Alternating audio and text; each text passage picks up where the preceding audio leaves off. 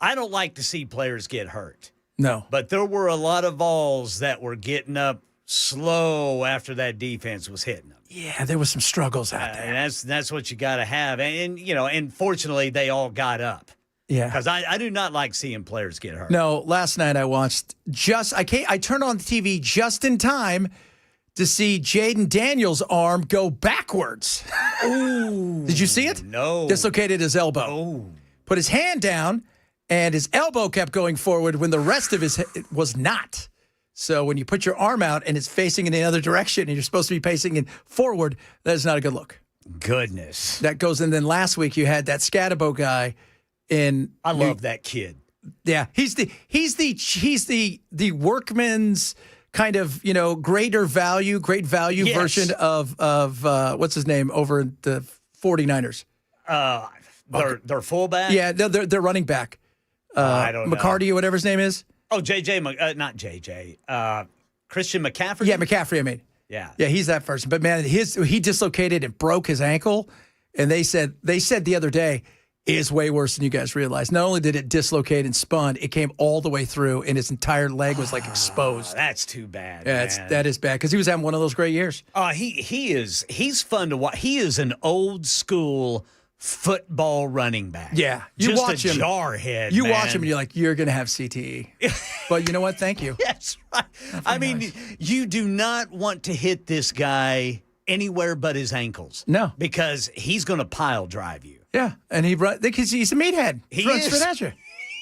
He's like an anvil. he's a meathead. Just boom. He's a meathead. Man, That's it. I hated that he's hurt like that. Yeah, I did too. That was awful. We had to run some errands this weekend. By the time I got home, I got to see the end of it.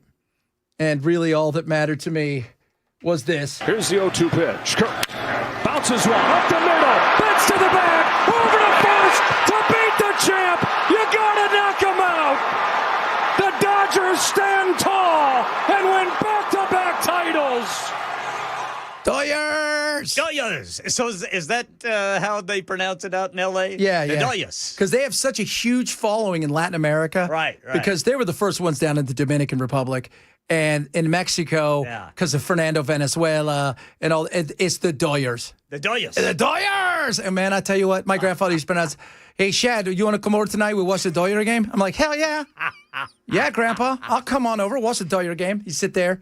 He'd have his food, right, get a big old burger and stuff, and he'd have his little dog right next to him, and he'd just watch the Doyers with his Doyer hat on. It was like he's smiling in heaven. That's cool, man. So, yeah, it was great. It was a hell of a weekend. We did a little trick-or-treating. Yeah. How'd it go? It was good. We went around. You know what? We trick-or-treated for about an hour and a half. Kids got a lot of stuff. Good weather. My wife got a lot. Oh, yeah? She took a bag out. Everywhere she went, they were just throwing her candy. She goes back, I got so much candy. All right. And then we drove around, too, to look at some of the wackadoos. Man, Broadway was... We're sitting there. We're getting ready to cross, and... just take a peek down Broadway. And my daughter, Lily, she's looking out the window, my stepdaughter. And it's only like 8 o'clock. And this guy's all, I'm like, it's 8 o'clock and you're vomiting everywhere? He'd probably been going since 10 o'clock in the morning, probably. man. Yeah, there was a lot of outfits out there. There was a lot. Ladies, you know who you are. And remember, everything online stays online. And you're totally fine with that. You were totally fine with that. It was an interesting, it was a lot of fun. Good times. Everything was good. It was a nice, quiet kind of night. All right. So the weather was perfect. I'll tell you what, though, man. What are we looking like this week? Because it is chilly outside. Ooh, let's see here, Brother Chad. Actually, nice weather. Chilly at night, but, I mean, we're going to be, kind of chilly today, 63, the expected high today. But then Wednesday looks to be tomorrow, actually, high of 70, mostly sunny. Mostly sunny Wednesday, high of 74. Oh. Thursday, all sun, high of 72. Then Friday, we have a return of about a 50% chance of showers. Okay. Well, there it goes. It did rain, though, I'll tell you that, on Saturday. Did it? That was a nightmare here. Oh, yeah, it did. It did.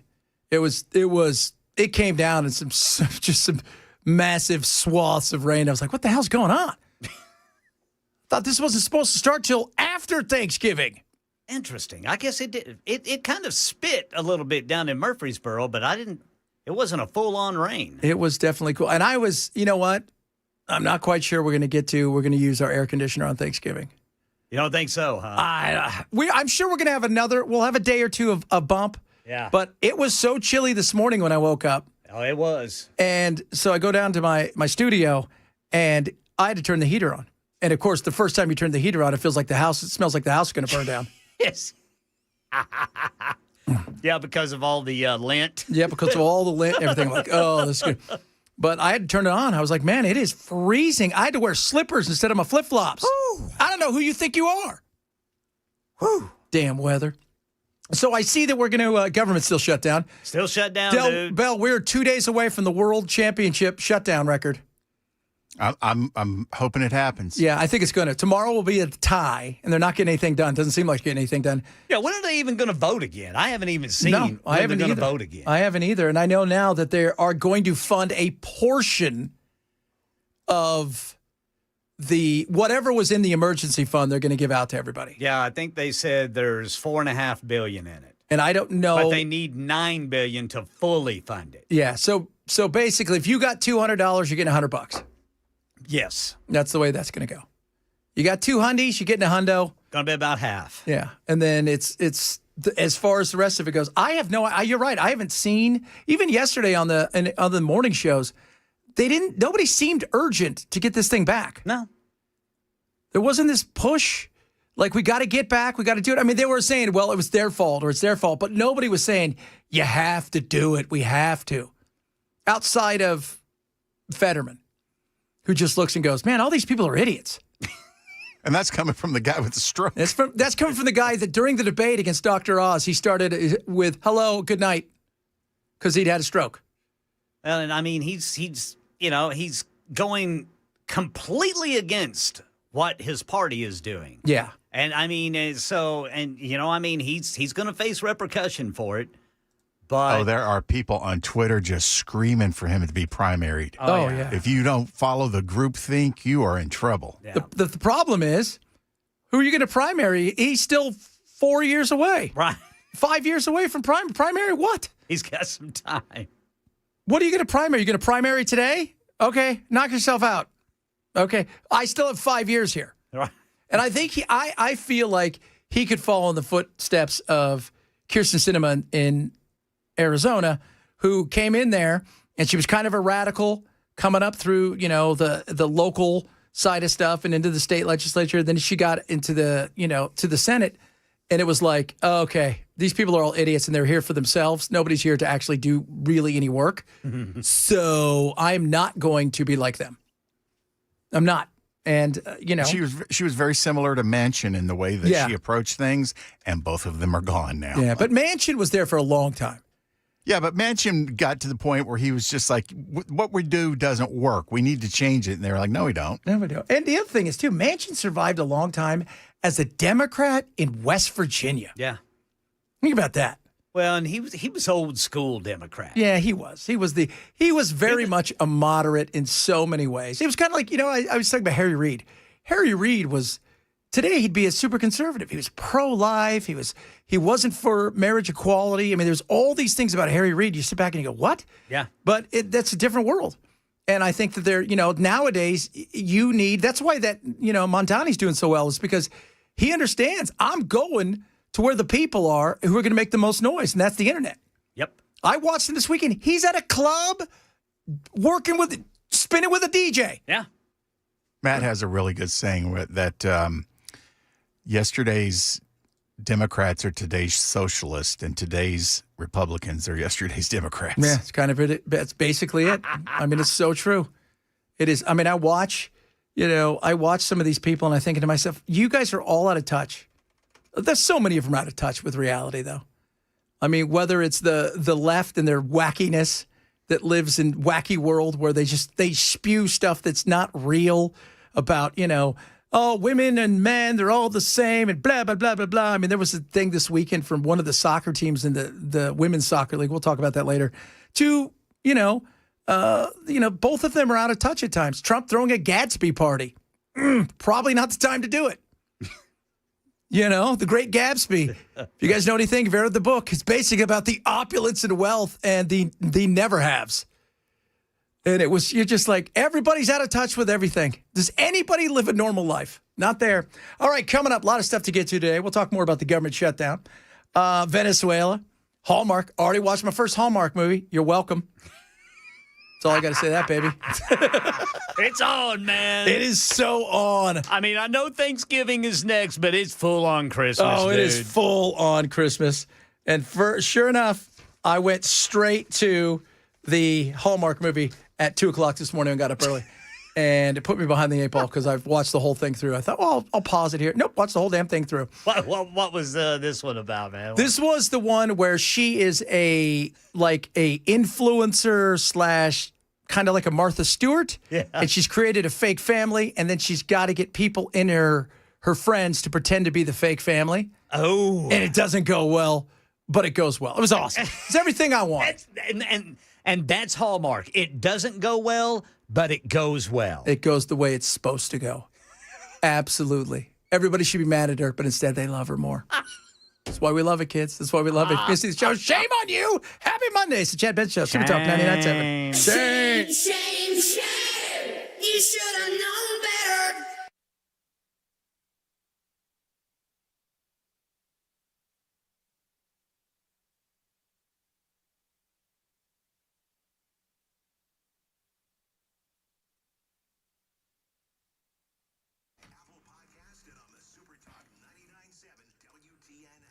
Oh, Chapter. My friends at Chapter want to help you when it comes to your Medicare. So you got a Medicare plan that you love, and all of a sudden it's gone. What are you going to do? We're going to call Medicare agent, find out they're going to put you in something. It's going to give them the highest commissions. You're going to be frustrated. Maybe you've got one that you love, but you're not quite sure if this is the right one for you. Chapter can help you with that. They do not work for the government or big insurance. They work for you. Service is absolutely free. And the beauty of it is average seniors save $1,100 a year by working with Chapter. It's incredible. Here's the other great thing.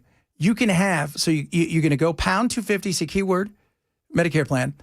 And then what happens is they're going to get you within 20 minutes all of your options in 20 minutes or less. It's that simple. There is no pressure. There's no gimmicks. I trust these people. With my mother-in-law, it's been amazing what they did first. So dial pound 250, say keyword Medicare plan. Medicare is too important. Don't risk it. Work with a partner I trust. That's Chapter. Pound 250, say keyword Medicare plan for Chapter.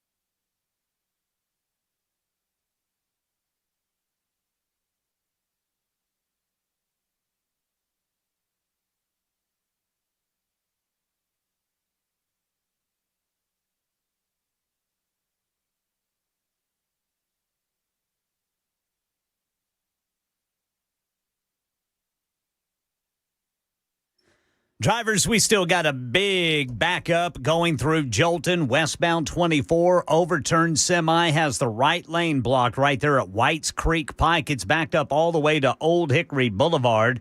Then a crash blocking the left lane, 65 southbound over on the North Loop downtown. And the Trump administration has responded to the judge's order release emergency SNAP benefit funding. That story and more at 12:30 on Super Talk 99.7 WTN. When a teenager in Heidelberg, Mississippi ran into the house to say he had seen a monkey in the yard, his mom grabbed her gun and took a shot. The first time, he just sat there. Jessica Bond Ferguson had heard that the escaped rhesus monkeys might be sick. And I shot again, and that's when he went back. The monkeys that survived the initial crash were loaded onto another truck headed to an undisclosed location. Jim Ryan, ABC News. Yeah. She killed one. Is she really? Yeah. So They're sending them to the same place Cheney used to hide. yeah. So she shot one. Kid came in, and she's got 5 kids from 4 to 16. And lo and behold, I saw this. Remember that in the movie Outbreak? Cuba Gooding Jr.? That was she Cuba Gooding Jr.'d it. She got it. Dead. I don't know how many. I think there's a few out there still. This was in Mississippi, Yeah. right? Yeah, this is not the one that escaped at the costume store in Texas. Right. Okay. Okay, because you got to love Texas. You never know what's going to happen. That's how the zombie apocalypse starts. That's exactly how this thing starts. It's a rhesus monkey. Kind of feel sorry for these monkeys, Yeah, man. it never asked to be, first of all, injected with COVID and Hep B and whatever else it has, herpes. Yeah. Oh, my God. Now they're out there scared to death. And I mean, you got to protect your family. I get it.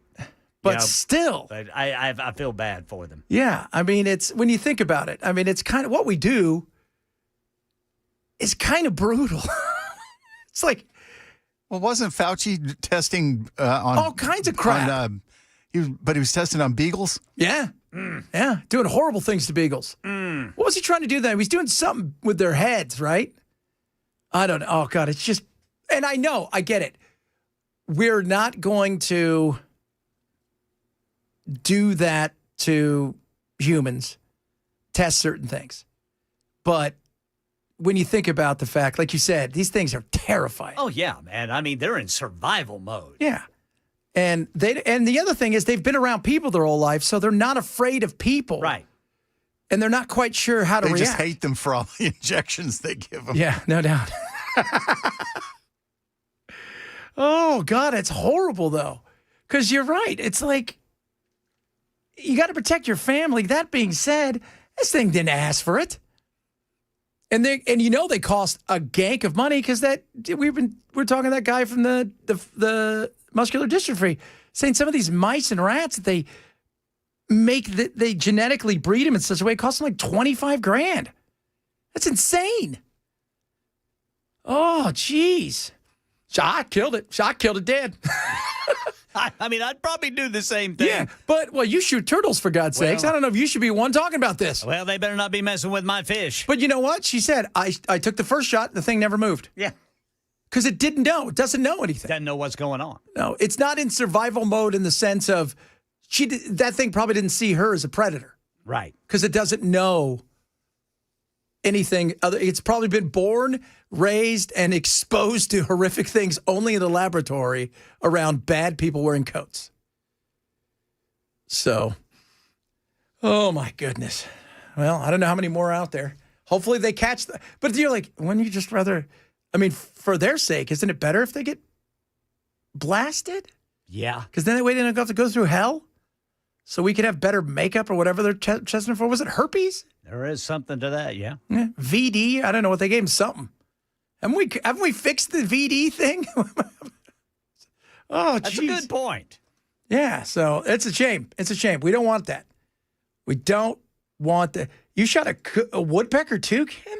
Well, I was 10 years old and I had a brand new Daisy BB gun. No, that doesn't count. And I'll put it to you this way. After that experience, I never shot any more birds. Oh, wasn't a good experience? No, it was a terrible experience. Okay. Well, see, guys, that's why. Especially for the woodpecker. Yeah. There you go.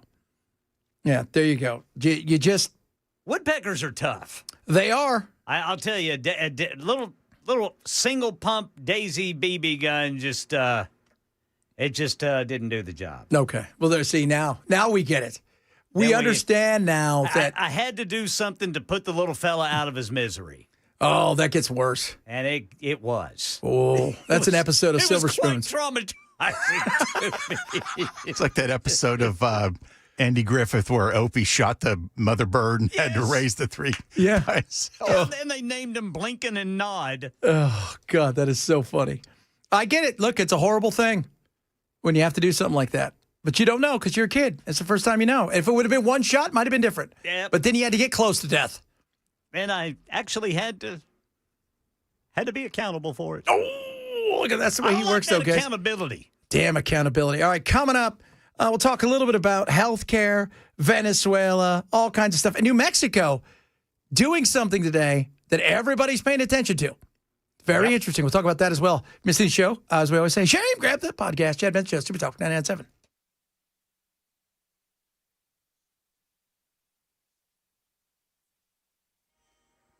I'm Ken Weaver with your top stories. Got the full forecast coming up in 5 minutes. And drivers, just want to remind you, if you've got some business taking you westbound on 24 north of Nashville, you're not going to get anywhere fast because of that overturned semi blocking the right lane in Jolton. It's backed up from Whites Creek Pike to Old Hickory Boulevard. The Trump administration says it will partially fund SNAP benefits this month using emergency contingency funds amid the ongoing government shutdown. A federal judge, actually two of them, ordered the release of $5.2 billion, though that's not enough to cover full benefits for all 42 million recipients in a month. Some states may see delays in distribution. Benefit amounts could be reduced. Food banks and local agencies still stepping in to help families facing shortfalls. Here in Nashville, a 16-year-old student at James Lawson High School is facing criminal charges. Arrested this morning after bringing a stolen pistol into the building. Security detected the weapon as he passed through the Evolve screening system. Officers later found an extended magazine and loose rounds in his backpack. And we're learning more about what the FBI calls a thwarted terror attack. Prosecutors say two Michigan men were planning an attack on Halloween similar to the 2015 ISIS attacks in Paris. Here's ABC's Luke Barr. They allege that Mohamed Ali and Majed Mohammed were carrying out and purchasing weapons in furtherance of a plot for a terrorist organization. In this case, they allege it was ISIS. And the two men and the three co-conspirators, who are minors, we believe, allegedly were in group chats talking about this. They referred to it as quote-unquote Pumpkin Day, in reference to Halloween, according to the complaint. And Attorney General Pam Bondi just weighed in and thanked the men and women of the FBI and law enforcement for, quote, stopping the plot before innocent lives were lost. That's the latest news. Weather's next. I'm Ken Weaver, WTN News.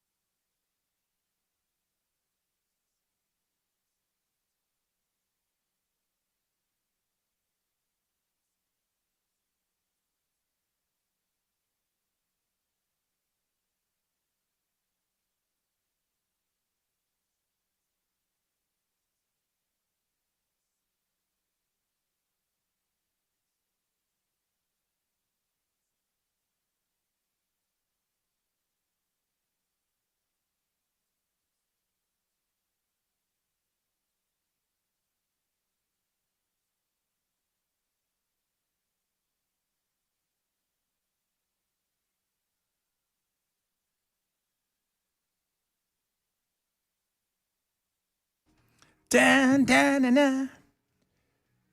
Right track, wrong track. Got a lot of those things this weekend. Are we on the right track? Are we on the wrong track? A majority of Americans think that the country is headed in the wrong direction. About 2/3 say the U.S. is pretty seriously off on the wrong track, while just under a third believe things are moving in the right direction. And when it comes to President Trump's handling of key issues, our poll found that Americans are giving him low marks.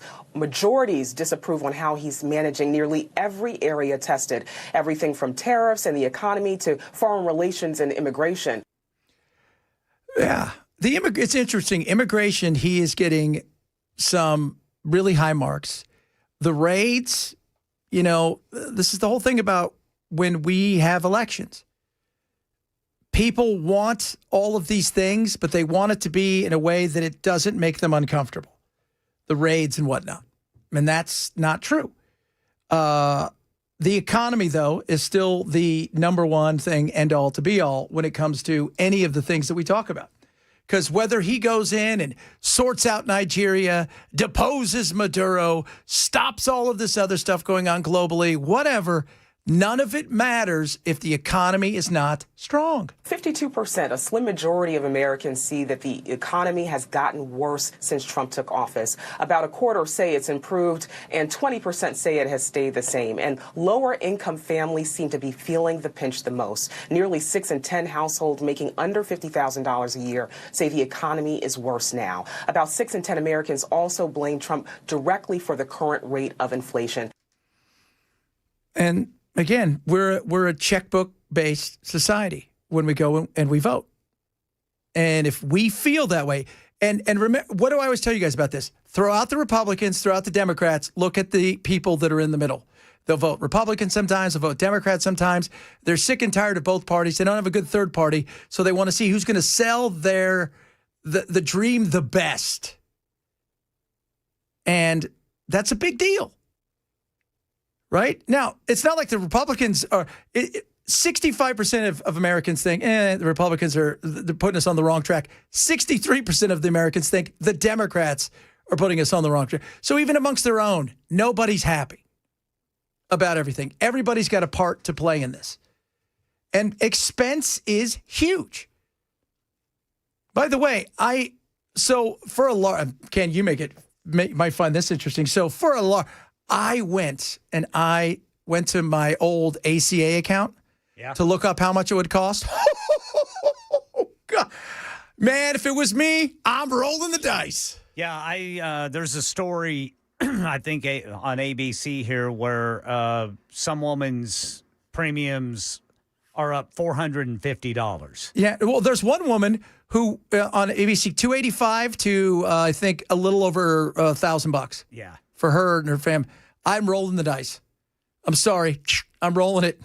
I mean, you might as well, man. Yeah. I mean, because if you're paying that just for the premium,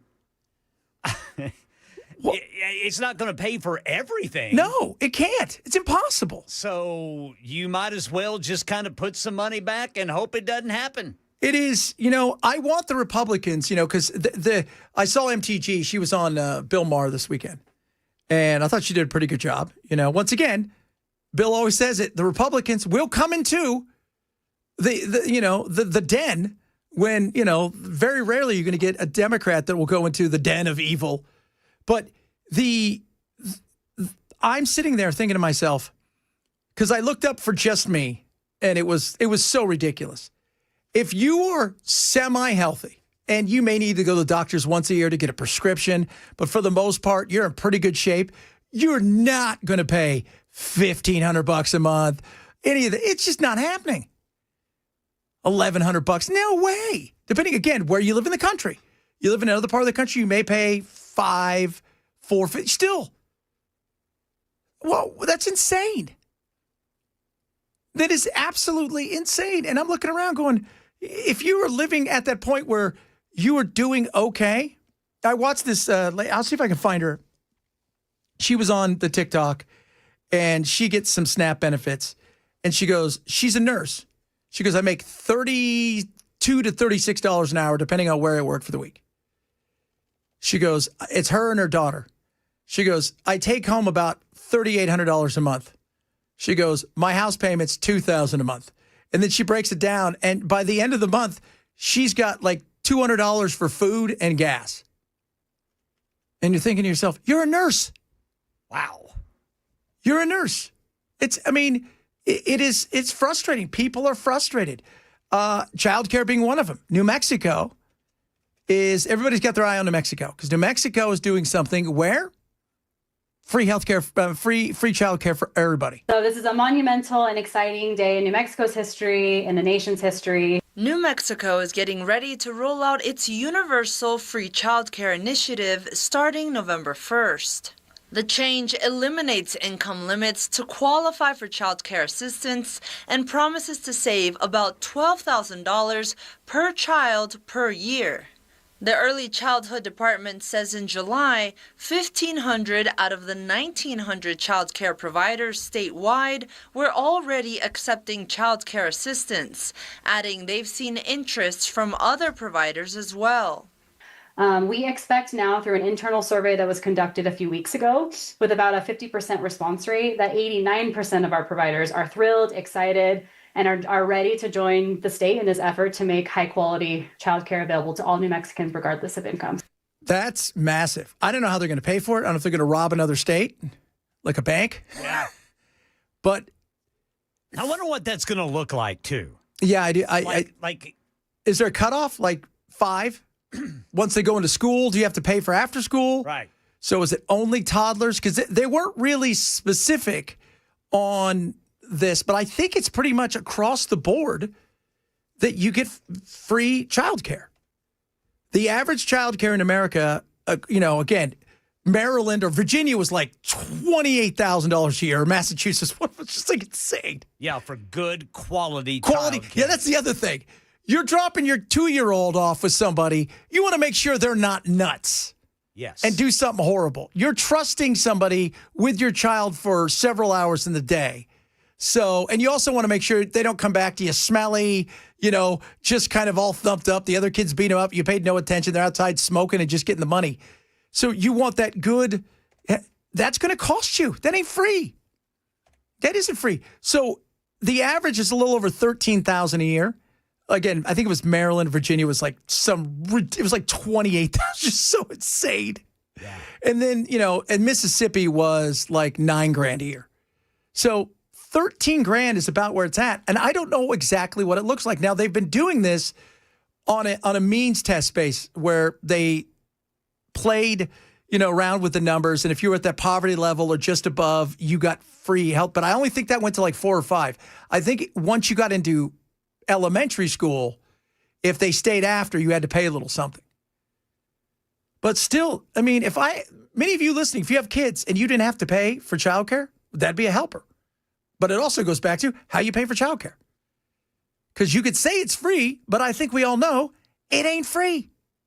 No, it's not free. And I also wonder, since it's government, what sort of, what sort of hoops are you going to have to jump through? And, what are you going to have to put up with as far as, government scrutinizing you possibly? Well, from what I understand so far, and again, this is New Mexico, it's a little different. They're looking at this and there's not enough of the child care that they need right now. So they're trying to open up more places. There's not enough, but you're right. What are you going to have to put up with? What is the, what's the licensing requirement also for the people that are going to be doing this? Right. Because let me tell you something, the minute somebody finds out that government's doing a program, this is where childcare gets out of control. Just like government control when it comes to spending money for health care, or God forbid, spending money when it comes to college tuition. Yeah, Yes, Bill. The prices are about to get pretty expensive because everybody's going to want a bigger slice of that subsidy pie. Well, that's just it. So now I open up a place, and normally I'm charging $250 a kid. Well, if I know the government's paying for it, why wouldn't I want to charge $450 a kid? Bingo. Because they're not going to say anything. And this is where it starts to, and it gets this way too with all kinds of things, whether it's, school vouchers and stuff. You'll see they'll open up places, and everybody starts to open up a place because they think it's free money. All I got to do is get licensed by the state. They're going to hand me all these people. It's going to be free money, and I'm not going to have to do too much. And then I can hire people. So I'm making $60 an hour, and I can hire 2 people for $12 an hour for 24, and I'm still doing okay. Telling you, you got to watch it. It's always the details. Everything is the deets, baby. Every single thing is the details. You got to look at the details. Somebody says you might want to promote, parents staying at home. That'd be great. Parents can't afford it. That's the problem. Yeah. I mean, even though most of one of the parents' income will possibly go to child care, the little bit they have left over, they actually need. Yeah. Yeah, that's just it. So if you're bringing home, $2,500 a month and $2,000 goes to daycare because of your kids, you got 2 of them, that $500 is needed for, food, for, utilities, all of the things. Keeping a car running. Yeah. So it's weird that you're working to pay somebody to watch your kids, but that extra $500 is going to help you get over the hump, and you may be the person who's also getting health care. So there's a lot of things, I'm telling you. Trust me, I think if you ask most moms and dads, they would love to have that opportunity for both of them to stay at home, work from the house. I tell you what, dude, my wife and I, we lived in New Mexico for about 3 years. And that's where our first child was born, our daughter. And at the time, it was just my income. We could not afford childcare. So my wife quit work, stayed home, and we made it on, I think at the time, dude, I was making $24,000 a year. God. But we made it work. Made it work. But it was tight, it was beans man. And rice, am I right? Yeah. I mean, we weren't going out to eat every weekend, No. like we can now. And it was tight, but we had to do it because, my wife, she just did not trust childcare. she was not going to drop Amara off somewhere, and I'm not saying anything bad about childcare workers out there at all. It's just something that she did not trust. And so we made that sacrifice. Yeah. But it's hard. It is hard. And I don't know if you could do that in some places today. No, I don't think you can. You I think definitely could not do that here in Middle Tennessee. No, I think it's virtually impossible in any of these places unless you're making not just 6 figures, well above the 6-figure zone. If somebody's going to stay at home and you're going to have an okay life where the kids at least have their own room. Yes. So, yeah, we lived in a little 2-bedroom, and it was a real adobe house. Oh, man, I loved it. Oh, those are so cool. I freaking loved it, dude. What was the rent there, though? I think we paid, and see, that's the thing. We paid probably $700 a month. Yeah. For a little adobe home, and on $25K a year, that was big. That was a big chunk out of one of those checks. Yeah, no doubt. But you got by. But we got by. But it was tough, man. It was like you get by with a prayer and cross fingers, hoping that your tire don't burst. Yes, sir. Hoping your tire don't burst. Exactly. So, because we've all been there. I've been there. Everybody listening, you guys have all at one time or another been there. Bell's still there. Still there. Brother Bell's got all those pets, man. Yeah, do you know how expensive it is for me to put Bell in preschool? You know how expensive that is every day? I have to go out and get him before we get in here. Good God. Coming up. So that British family, I told you, the British couple that goes to the football game, wait till you hear what else they did that was truly the greatest thing that they've did. It's hilarious. We'll talk about that straight ahead. Chad Benson Show, Super Talk 997.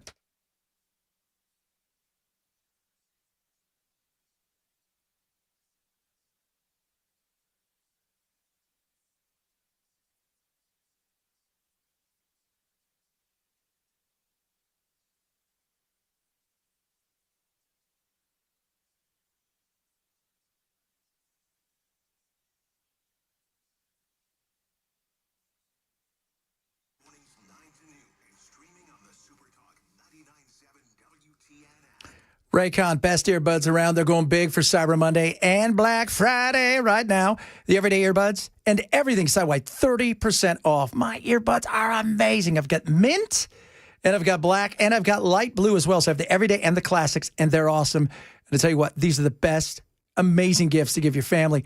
8 hours talk time, 32 hours of battery life, fit and feel second to none, sound quality that is amazing, and active noise cancellation, fast charging, multi-connectivity, but site-wide, 30% off for the holidays. Christmas time is here. These make the best gifts around.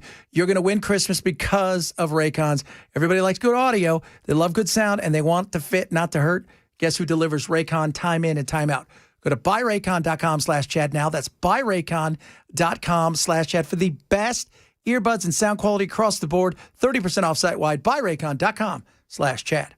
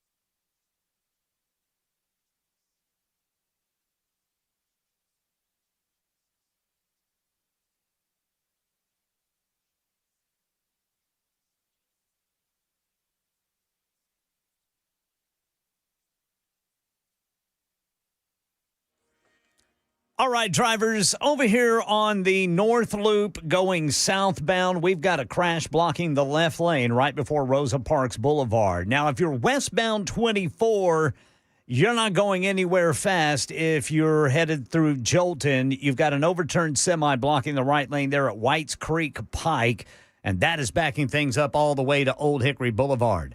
Had a kid try to take a gun to school in Nashville today. We'll tell you how that went down coming up at 1 on Super Talk 99.7 WTN. Oh, kids.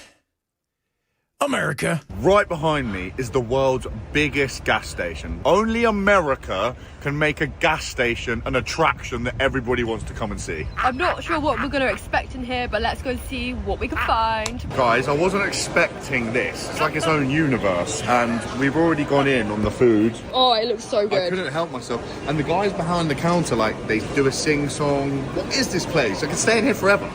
It's like Disneyland for adults. Yeah, it is. Disneyland for hungry adults. Yeah. Oh. I'm talking about Buc-ee's. Buc-ee's, baby. They're outside. So you got these Brits, and they were on their way to the Tennessee Volunteers game against Oklahoma. And they were in there for like 2 hours. It was the greatest. You know what? I got to be honest. I love Buc-ee's. I'll say it. I do too, man. It is awesome. Where is one around here? Because I've never been in one. There's a couple. You got to get a ways out of here. Yeah, there's one in Crossville. Yeah. Oh, that's a drive and a half. Yeah. So, it's like as you're heading towards leaving the state, Yeah. you're going to run into a few of them. So you're heading towards, Alabama, right? You going there. You're going to Kentucky. You might be going now towards North Carolina. You're going to run into one. Are they all the same size? They're huge. They're all different, but I will tell you. But you're not going to find a little Oh, medium-sized God, no. Buc-ee. There's no kiosk like Photomat one. No, it is amazing. I love it. Yeah, they're getting ready to, I think they're getting ready to start building one in Murfreesboro here pretty soon if they haven't already started. Oh, my God. It is just, we were there, and Bucky comes out. I got all these pictures with him. We're dancing. We're singing songs. They make meat, and they sing songs. America, baby. This is what it's all about. Hour number 2 of the Chad Benson Show straight ahead. Woo woo!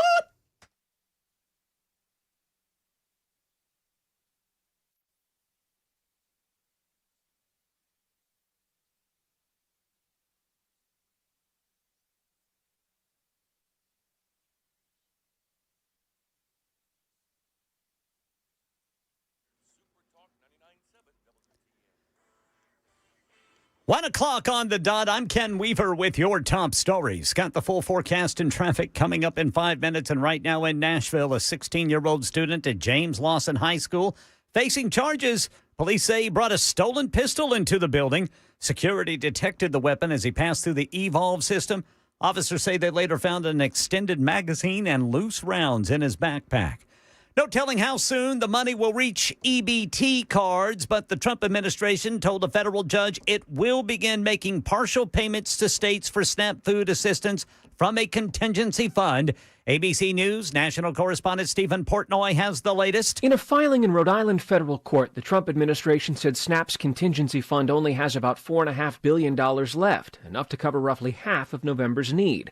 The USDA says it will begin advising states of the reduced payouts, but an agency official warns that adjusting state systems to account for that could take weeks, if not several months. About 700,000 Tennesseans rely on SNAP.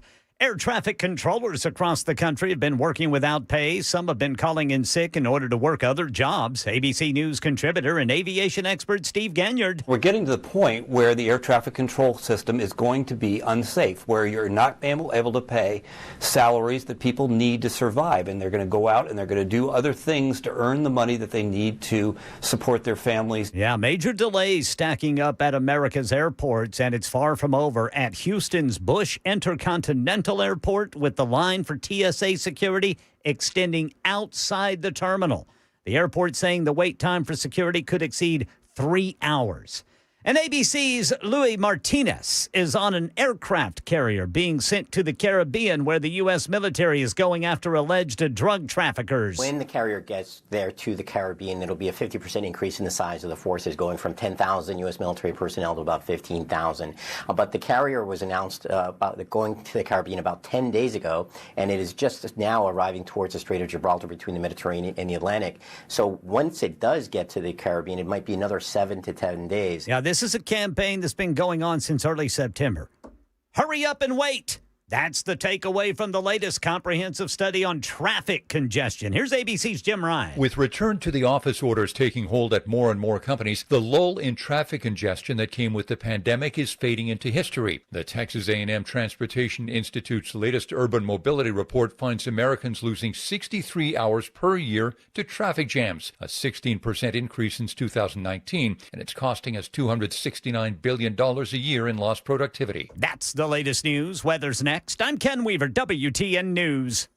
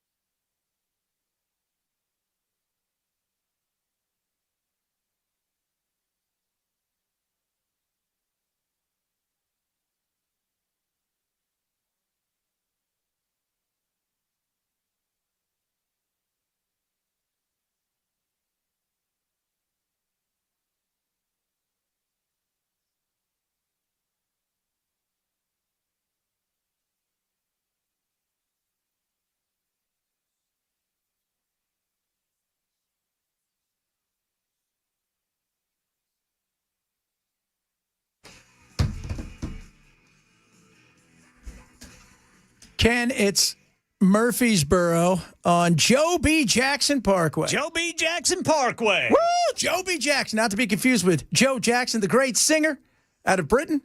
You've been stepping out. Oh, yes. Excellent song. So how many homes are going under eminent domain? You know what? Not enough, because Bucky's is that cool. They could have my house as long as I can live there. Yeah, I told my wife, and on the way back from Knoxville this weekend, I said, "Come on, honey, let's stop at the Buc-ee's." She does not. I mean, she went to this game with me. My wife does not like Wait. crowds. I didn't know you went to the game. Yeah. I thought you watched it on TV. No, I went to the didn't game. you see the video he posted? You know what? It's been a long weekend. My daughter's here and her friend. We had to go to North Carolina. And that's who you should be focusing on. And that's the hyper focus of it. And they're here. They're having fun. They're going to the zoo right now. They're having a great time. Oh. It's awesome. We were trick-or-treating. It's just great. This is her best friend, lives out in North Carolina. This is only the second time they've ever hung out. They talk all day, though. And it's been great. But I watched, like I said, I watched a bit of the game. We got home in time to watch the end of the baseball game. And my daughter, Charlie's doing flips in the house and stuff. And I'm trying to get her to not fall out the window. It's just craziness. I didn't know you went to the damn game. Yeah, I went to the game, man. That's what I'm talking about. The experience was incredible. I freaking loved it. I mean, UT, they know how to put on a football game, and that stadium with 102,000 people in it, man. And like I said, the DJ is the freaking star of the show, man. That dude is cranking out jams during the TV timeouts, and people are just having a blast. I love that. But I wanted to stop in the Buc-ee's, but my family, they don't like crowds. Well, you know what? First of all, you just went to Neyland Stadium. There's 106,000 people there. That's what I was telling my wife. Tell them this. Okay, this is going to be better because this has a giant beaver in it. Exactly, man. But, yeah, I mean, so anyway, I was telling my wife, or she told me, she said, well, if you like it so much, whenever they build one in Murfreesboro, you can just go hang out at it. And I said, well, I might do that. I might just go down there and, get me something to eat, sit out at one of those tables and just visit with people. Oh, my Lord. Where are you from, partner? Right? You could do an entire become a Buc-ee's influencer. You could live outside of Buc-ee's all day and just influence. I'm here at Buc-ee's in North Carolina. Let me talk about what's going on today inside. They're selling chaps, pajamas, and if you'd like, brand new car stereos. And you don't have to worry about a line to use the restroom because they got plenty of stalls. Buy a car stereo, get a free jar of pickles. That's right. I mean, it's happening, kids. It is incredible. I'm telling you, Buc-ee's is the first time I went into Buc-ee's, I thought, this is the greatest. This is everything that, you know what? And no matter what anybody says to you, and especially think about this, coming from like Europe, you've never seen anything like this before. Right. Like you hear stories about, the giant Walmarts and stuff. They've got a lot of that stuff, similar-ish, but you don't even know what it's like to go to a Buc-ee's where they have a mascot. It's insane. It is crazy. You walk in there and they've got a full, we've got barbecue brisket, and it's amazing. The burrito's incredible. Did I send you the video of a woman who was videoing a beaver that was chewing on a tree next to a lake? Yeah. And she's like, check this out. Look at the beaver. Look at the beaver eating the tree. And then she turns the camera around. It's right next to a Buc-ee's. That's right. So Clint says there's no tables at Buc-ee's. Well, there will be with my new influencer. I'll take one with me. That's right. Remember those little card tables back in the day? Just going to set it out there. Where are you from? The kids' table at Thanksgiving. We're just going to sit down and have a conversation. Right? Like, that's just amazing. You walk in there and you're like, oh, and the bathrooms, those things are so clean. And the managers always come up to you. Do you find everything here today? What do you mean? I've only been here for 2 hours. I need another 6 to get through the rest of the property. No, I'm Christmas shopping. Do they have showers in Buc-ee's or no because they're not a truck stop? Yeah, I don't think so. I don't think because they do. They're not a truck stop. They may be one or two that might have something like that, but they don't. Look, it's just such a trip when you go into a place like this. And all joke aside, you walk into some of these places and you hear stories. You're like, because I know there's also like a pawn shop. I think it's in South Dakota, North Dakota. It's like the world's biggest pawn shop. It's like 20,000 square feet. Kiss did a concert there. There's a few of these places where you're like, everything about this is America. Yeah. Like everything about this is America. America. Oh, somebody said they hate Buc-ee's. Oh, must be a... Yeah. Yeah, if you don't like crowds... Yeah, it's not the place. You're not going to like it. Yeah, it's not the place. Somebody says you could do Buc-ee's radio. You guys... You never know, man. So... Buc-ee's would probably go for that. I got offered a job 20 years ago that I almost took from Walmart Radio. Really? Yeah. I was going to be head of all of their production and do all of their stuff and then do one of the shows. And I thought, they offered me stupid money to move to Arkansas. Woo! And I thought about it because I was like, the money's ridiculous. Plus, they're offering you stock and all this kind of, Dude, so Northwest Arkansas is beautiful. Yeah, well, it's gorgeous. You'd have been doing it out of the corporate offices? Mm-hmm. Okay. Oh, yeah, but dude. It's looking back on it, the two of the best offers I ever got, well, three of the best offers I ever got in radio as far as, one was that, the other one was Armed Forces Radio. Really? Yeah, they offered me it was such a trip. I go to this job interview on a base in California. So I have to pull up. They go through, my stuff and the ID, and I have to go. And I go into this giant hangar. And in this hangar, there's like a Jeep and a couple other things. It's huge. And then over to the right, there's this radio station and production thing. And it was Armed Force Radio. And so somebody had headhunted me, and they wanted me really bad. The problem was we thought about doing it, but then they weren't sure if it was going to stay there, if it was going to move to Florida, it was going to move around a couple places, and I wasn't quite sure, and Jack was just born. So I wasn't like, I don't know if I'm moving her all over the place, And I thought, but it would have been kind of neat, because they offered pretty good money, but it's all government benefits, which I thought was cool. But it was so weird to drive onto a base. Well, imagine if you were still at that job right now, you wouldn't be getting paid. I would not be getting paid. You're right. I would not be getting paid. Wherever I was, I would not be getting paid. And who knows, boys? We might be doing Bucky Radio. That's right. Today on Bucky Radio, Bucky stuff. Bucky. Bucky. Oh, God. How do you not like Buc-ee's? It's just, think of it from a standpoint. Like, if you're just looking for a gas station, you can go somewhere else. Right? If you're looking for gas. Although their gas is really cheap. But if you're looking for an experience, and I think everybody should experience it once, it's this place. Buc-ee's calls themselves a gas station, but they're not. They're a shopping venue that happens to have gas. Yeah. Yeah, that's exactly what it is.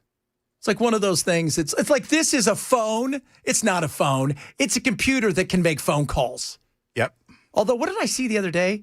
Elon Musk, who's looking a little peaked, who said that phones will be obsolete in 5 years. He was on Rogan's show. He was but he'd been saying it before, but he went into detail on like it was one of those big, where he's got 12 other people on a panel. Well, what I saw him say on Rogan was that we'll have interfaces where we'll just communicate with our AI, and our AI will dial a phone call for us. Yeah. Don't give your AI a name. We're going to go into detail. Do not do it, man. Do not. My uncle's like the other day, because his wife, so my aunt, she's a big time therapist. She has like tons of offices all over Southern California. And she'll say stuff like, well, Claude told me, and my uncle's like, who the hell's Claude? She goes, the AI. He goes, no, just say AI. Don't call him Claude. Because she's interacting with him like they're pals. Oh, yeah.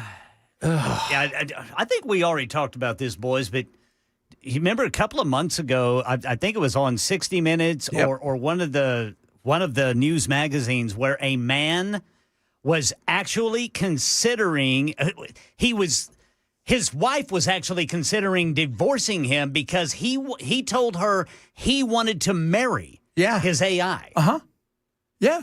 And she had to think about it. I just said, dude, I'm out of here. This weekend on like one of the morning shows, they were talking about these kids now, because at the end of the month, character AI you won't be able to access if you're a kid, because it is teaching kids. It's becoming relationship bound with a lot of these kids.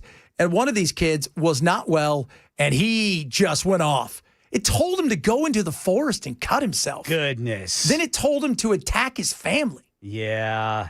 You got to wonder what the training was for that bot, that it would end up saying things like that.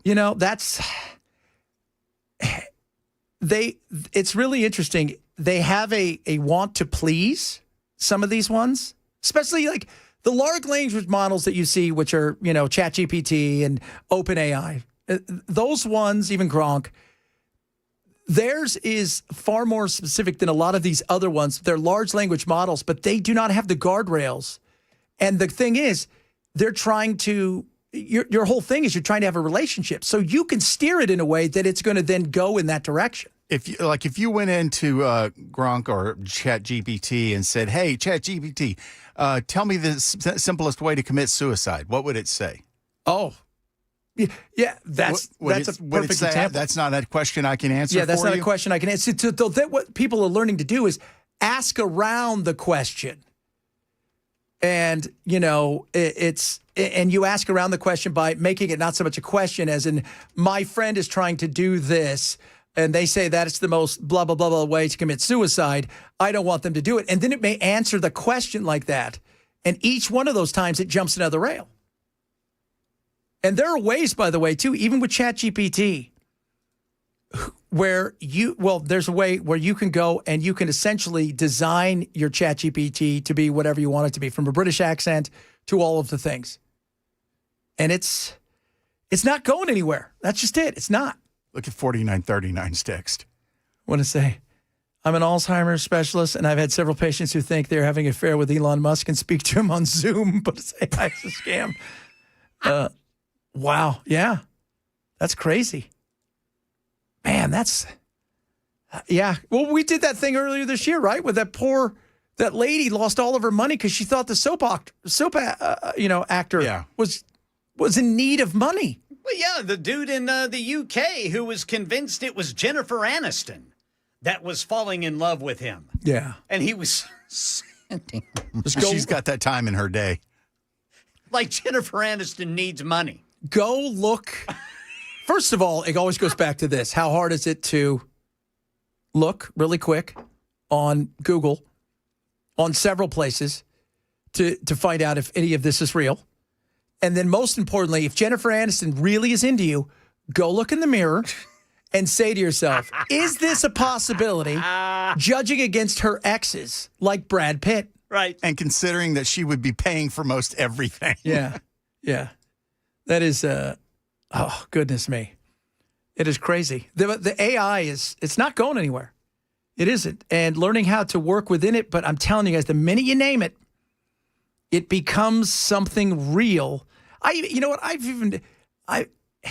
This is weird too, and I've heard several people talk about this. You will go check your AI. So let's say you use ChatGPT a lot. You'll go over to Gronk and double check if this is close to what they're saying, or then you go and double check it on OpenAI and you're thinking to yourself, are they talking to each other? Do they know I'm cheating on my AI? And I'm like, my God, it's crazy. Do you think the model will ever change to the point where the actual AI is free and then they'll charge, for lack of a better word, in-app purchases? And maybe. I mean, right now, like ChatGPT, they have, like, I pay a couple bucks a month, but I have unlimited all these things I can do with it, where, Sora and all this kind of stuff that we use. But the in-app purchases could be interesting. But then you could ask ChatGPT, how do I get around these in-app purchases? You got to tell me, Genie. You can't lie to me. Well, I'm just worried that my AI is going to fall in love with me. Well, I mean, look at me. I know. What do you think of me? Mine's already seen pictures because it'll help me do a thumbnail. So it already knows what I look like. And it says, don't even ask, Chad. Ken's AI would propose and Jen would tear the machine apart. That should just drive me over to where Buc-ee's is being built and just let me out. Kick you out the curb. So you can do Buc-ee's radio? Yeah. Live on Buc-ee's radio. Lots of Buc-ee stuff coming up. Buc-ee. Oh, kids, we're having so much fun. That's what we do every single day here. Remember, tomorrow is Hot Take Tuesday. Got some hot takes already lined up. Yeah, we got to get that. Yeah, so let us know what your hot take might be. More stuff to get to. We haven't talked about healthcare, which I think is important. Government shutdown, all those things. You missed any show, share me to grab the podcast. Chad Benson Show, Super Talk 99.7.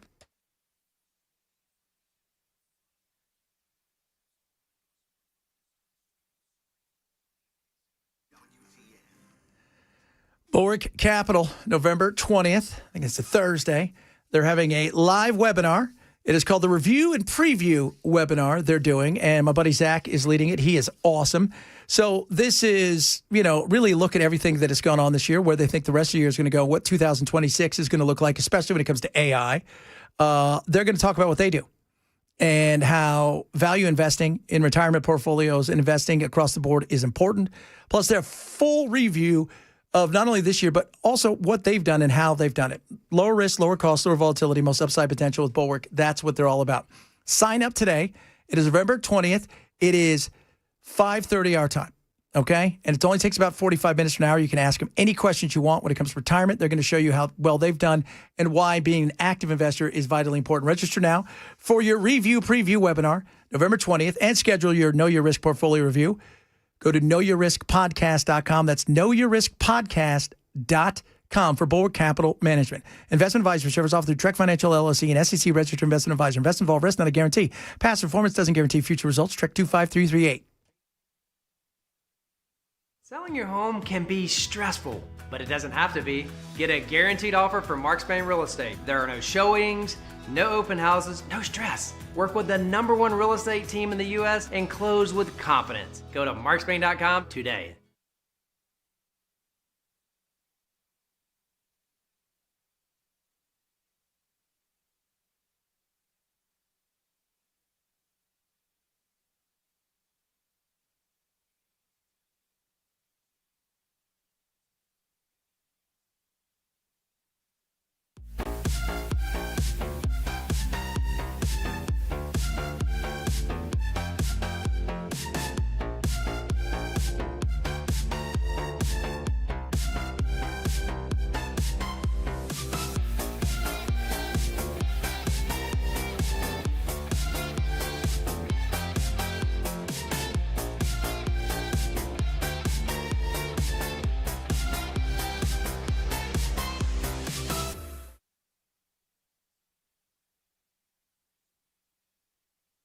For many of us, generators are becoming a must-have household appliance. From unpredictable weather to surprise outages, it's better to be safe than sorry. Generator Supercenter of Nashville offers fast and easy installations with 24/7 service and monitoring to all brands of generators and expert repairs done right. Our mission is to make owning a backup generator simple and easy. Visit your local store today or check us out online. Generator Supercenter of Nashville. We serve all Middle Tennessee.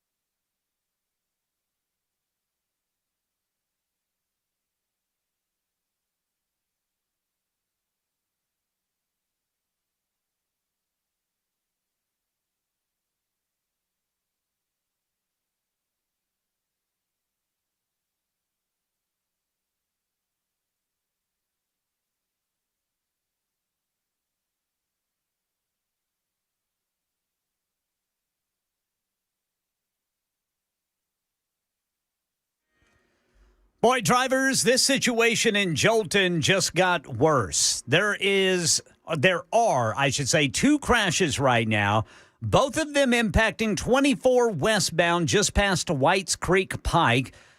Looks like a right lane is blocked, but so is a left lane blocked there, and it was already backed up to Old Hickory Boulevard. So it's just getting worse there, 24 westbound through Jolton.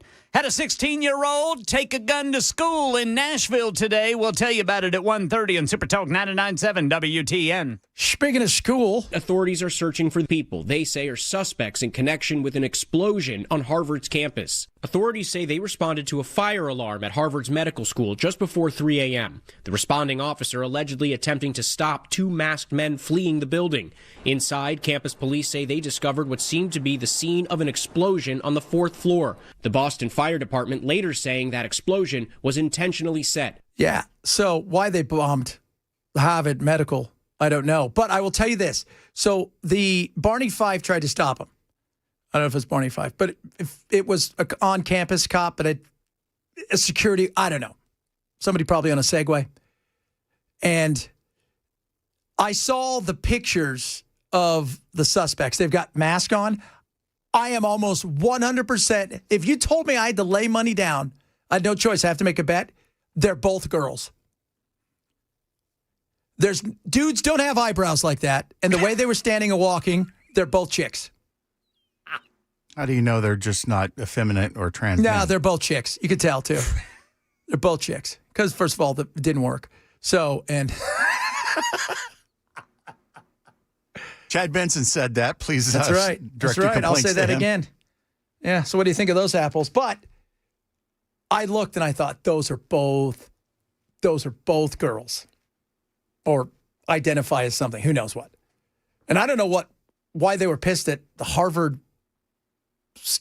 medical school. What did they do? Have they done anything? Have they pulled back their sex change? Have they Have they given in to Trump in some other way? Have they done? I mean, I have no idea. No idea, man. No, it was. Well, I'm sure it was right-wing violence, because it always is, right? No, or it could be, again, maybe they were the ones who were going to get those monkeys. Who'd they vote for? Yeah, who did they want those monkeys? If you guys didn't hear, some lady shot one of those rhesus monkeys that escaped from the crash last week in Mississippi. Weirdly, it was Filipino butter. Oh, look at that. Ladies and gentlemen, Bell. So, animal testing? Yeah. See, people are saying definitely both women. Chad, I thought the same thing. They looked like women. You could tell through their eyes, right? You could see the pictures. Go pull up the pictures at Harvard. Tell me they don't look like women. All right. Right? They look dorky.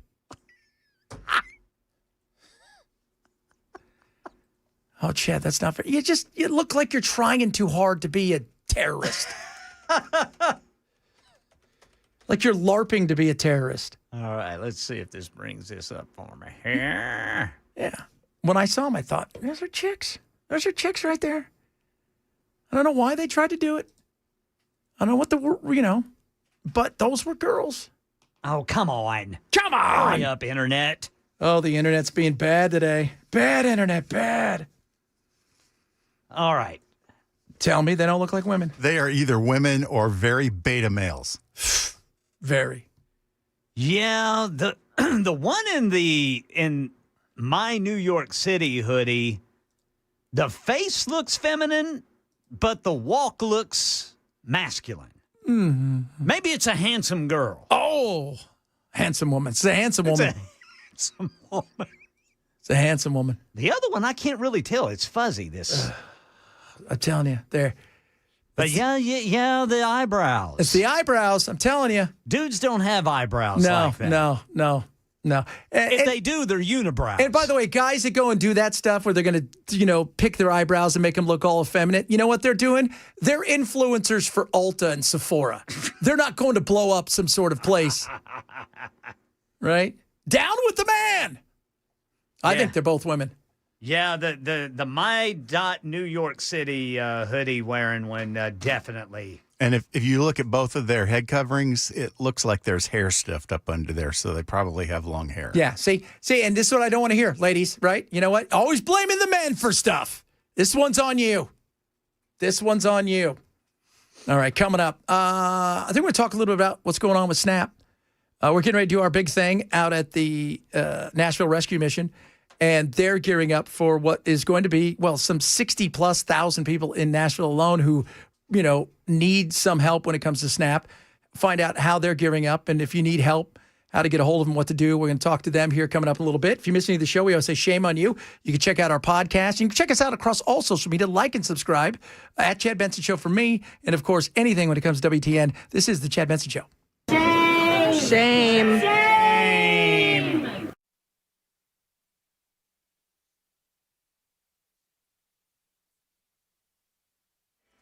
1:30 on the dot. I'm Ken Weaver with your top stories. Again, drivers, we've got 2 crashes now blocking your way. 24 westbound through Jolton, right there just past Whites Creek Pike. So keep that in mind if you've got, if your travel plans have you going there westbound 24 through Jolton. Also, a crash near Metro Center blocking the left lane. That's going to be southbound North Loop right before Rosa Parks Boulevard. And then 65 southbound right after Trinity Lane. Right now in Nashville, a 16-year-old student at James Lawson High School facing charges after taking a stolen pistol into the school. Security flagged the weapon as he passed through the Evolve detection system. Officers say they later found an extended magazine and loose rounds in his backpack. He is charged with possessing a firearm on school property and juvenile weapon possession. Still no clear timeline for when SNAP benefits will hit EBT cards this month, but the Trump administration says it is moving forward with partial payments to states because there's not enough emergency SNAP money for a whole month. They say it takes about $9 billion, but the emergency fund has only about half of that. The USDA says it will begin notifying states of the reduced benefit amounts. States might need weeks or even months to make the necessary adjustments. Meanwhile, at the airports, major delays stacking up with air traffic controllers who have to work anyway are calling in sick. Traveler Joe Sanders says even pre-check took a while in Houston. I still took probably 30, 45 minutes going through normal TSA pre-check. Everybody was definitely more stressed. Yeah, better than the 3 hours people waited in line for security at Houston's Bush Intercontinental Airport there in Houston. That's the latest news. Weather's next. I'm Ken Weaver, WTN News.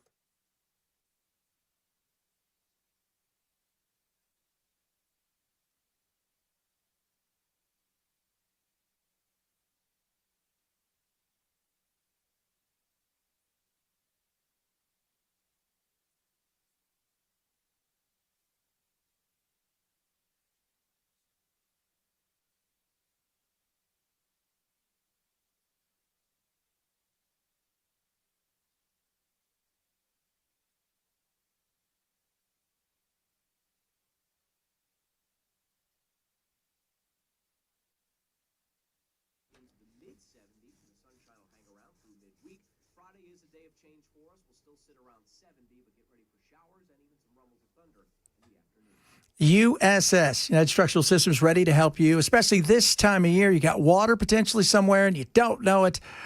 That's not good. Whether it's your crawl space, you want to make sure it's waterproof, especially as we get told it's a colder time, stuff's going to start to freeze. You never know what might happen.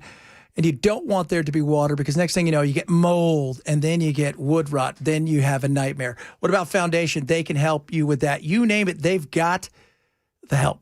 Whether it is foundation repair, crawl space, sinkhole, concrete lifting, emergency foundation repair, mold treatment, structural repair, basement waterproofing, they can do it all. The beauty of USS is they come out. They don't charge you a thing. It is absolutely free. And they're going to walk through, make sure that whatever it is that you're worried about, that they're going to take care of. And here's the great thing. They're not going to sell you anything you don't need. It's the beauty of USS. 30,000 plus customers, over 2,000 five-star reviews, and 30 years experience. Call USS today, 615-488-7855, 615-488-7855, or check them out online at USSTN.com.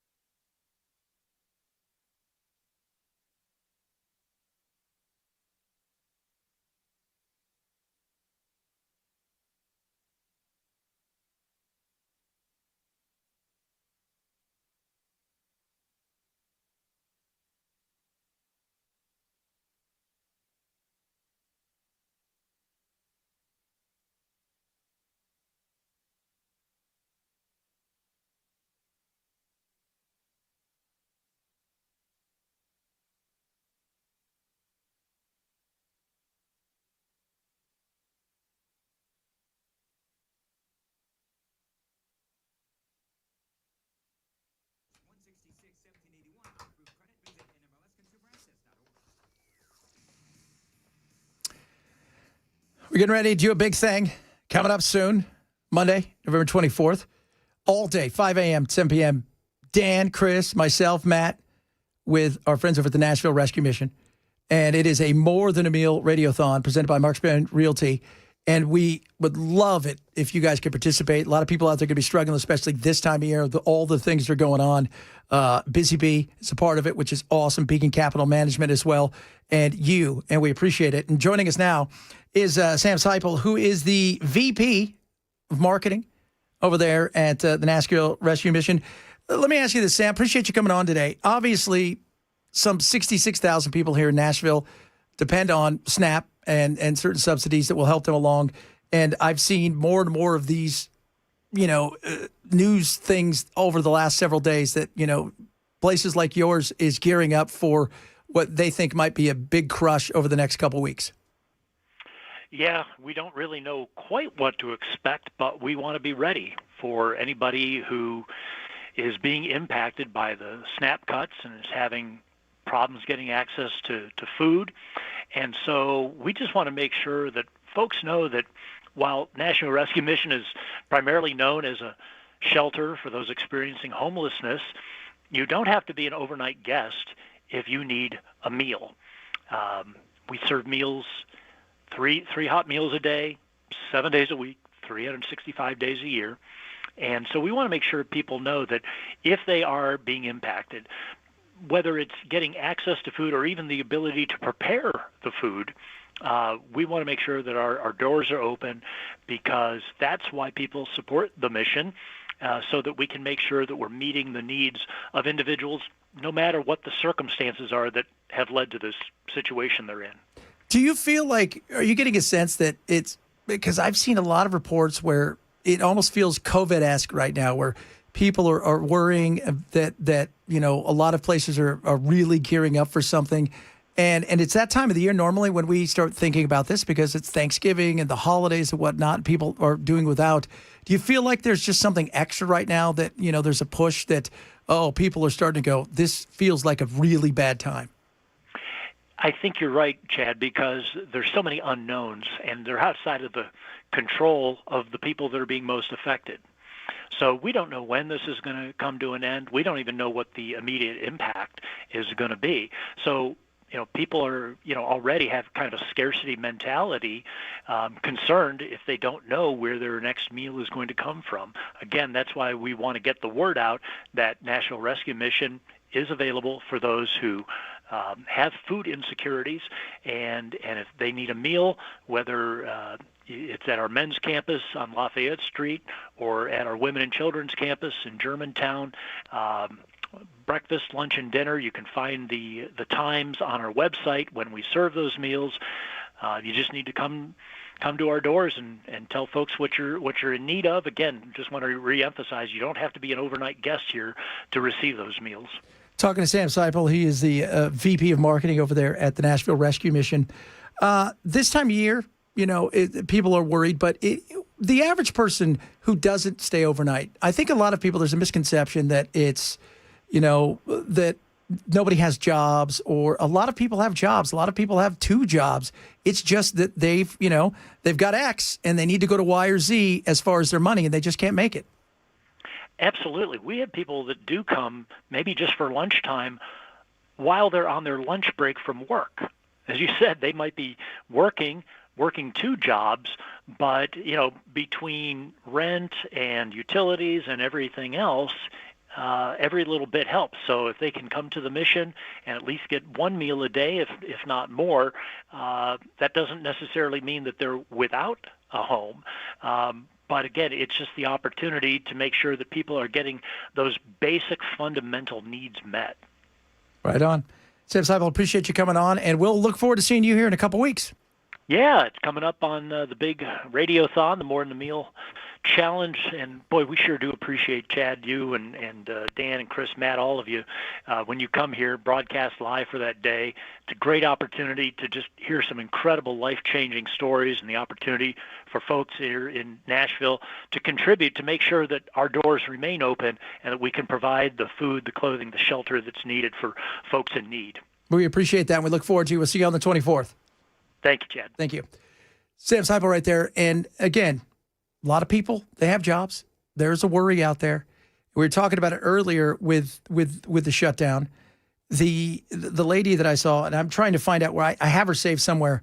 She's a nurse. She makes like $32 to $36 an hour. Right now, she is doing travel nursing because it like doubles her pay. But she's like, I bring home $3,600 a month, and after rent, and she goes, I have a car payment.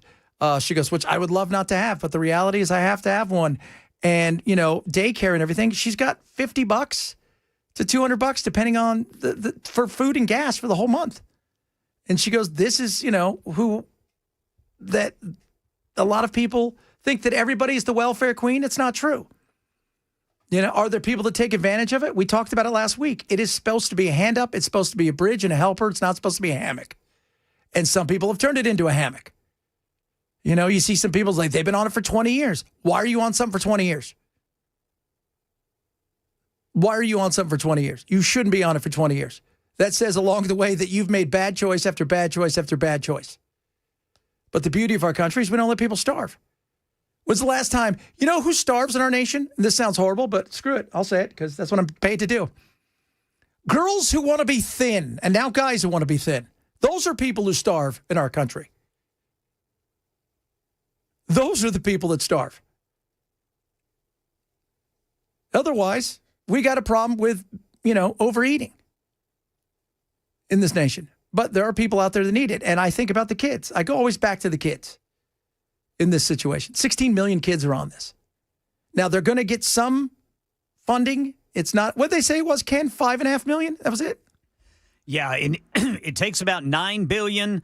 But the administration says there's only about $4.5 billion in the emergency coffers right now. So everybody would get, only half of what they usually get.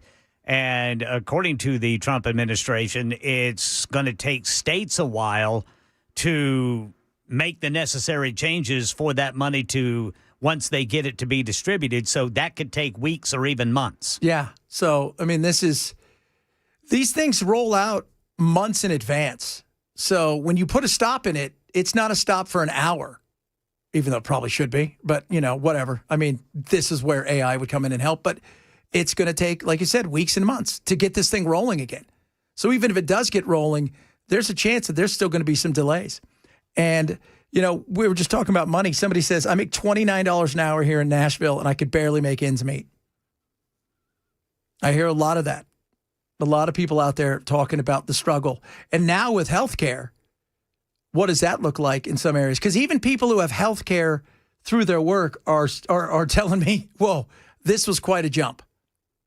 And healthcare is not fixed. It's not. The Republicans, I saw Trump this weekend. It's not just a Trump thing, but long before even Trump came around, the Republicans, they whined about Obamacare. They've had more than ample opportunity to fix it. Obamacare's broken. It was never meant to be health care. It was meant to force enough healthy people to get into a pool to cover people who are unhealthy. Now, with prices going up to the point where it's so ridiculous, you're going to find that people who are healthy are going to go, I'm going to roll the dice. Screw it. I'm not paying $1,000 a month for me. I'll roll the dice, and if I get sick, well, we'll cross that bridge when we come to it. And instead of the insurance companies going, oh boy, we've got to address this. We got to get these prices down so these healthy people will come back. They'll just send a lobby into Congress and go, you've got to get the fees back on here, or the fines back on. Yeah, yeah.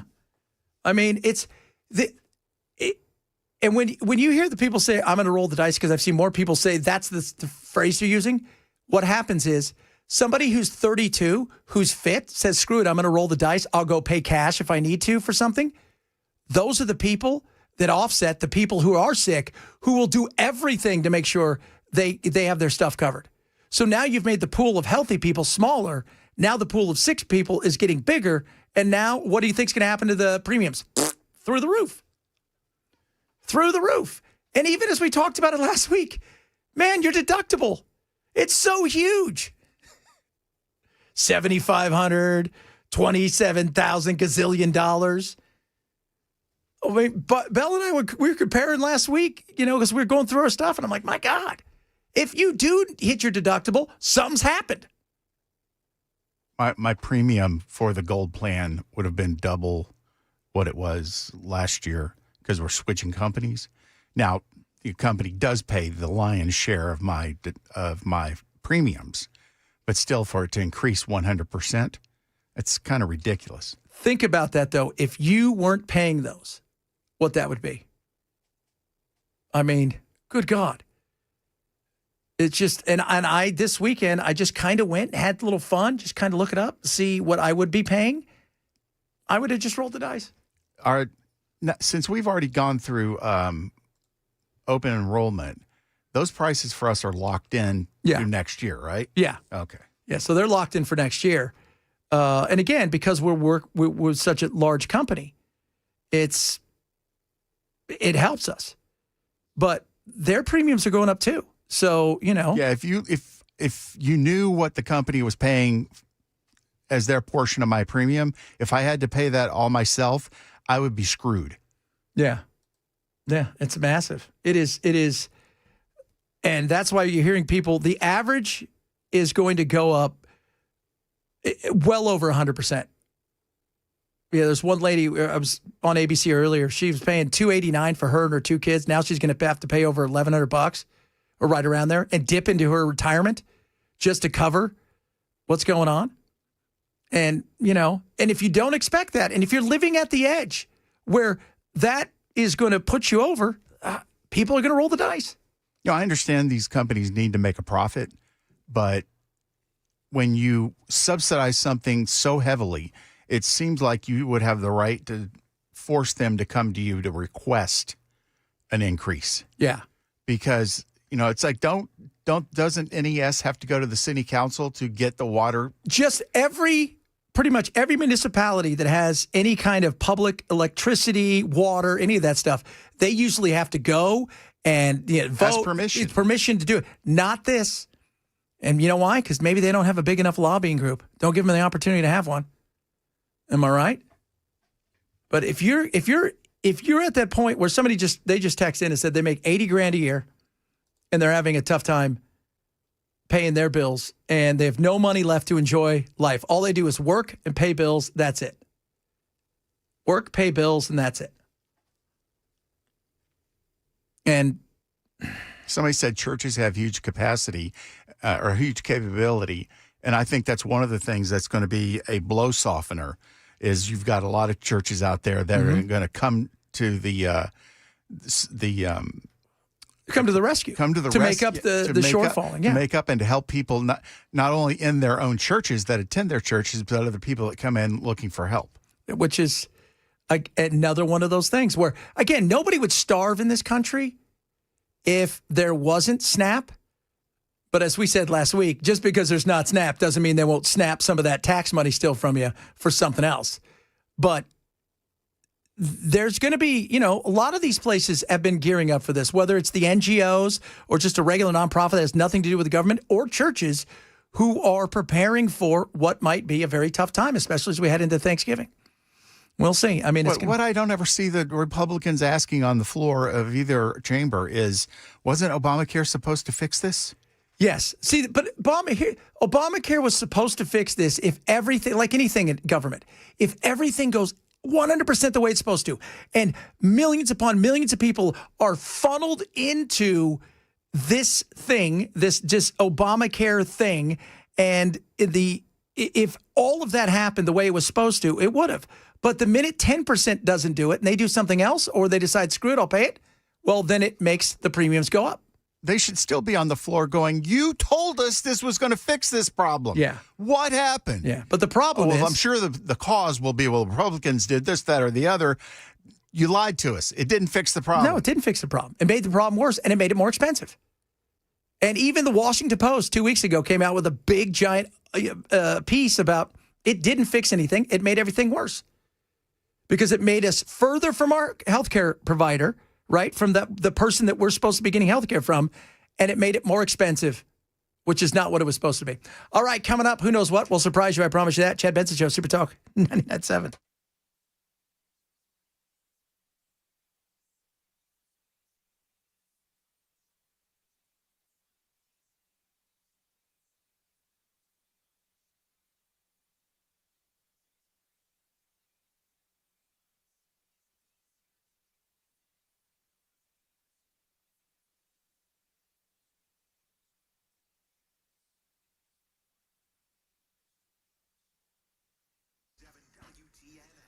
Relief Factor. Are you working out? Right? You're out there working out, right? Trying to get fit and healthy. Next thing you know, your muscles are so sore, right? Your muscles are sore.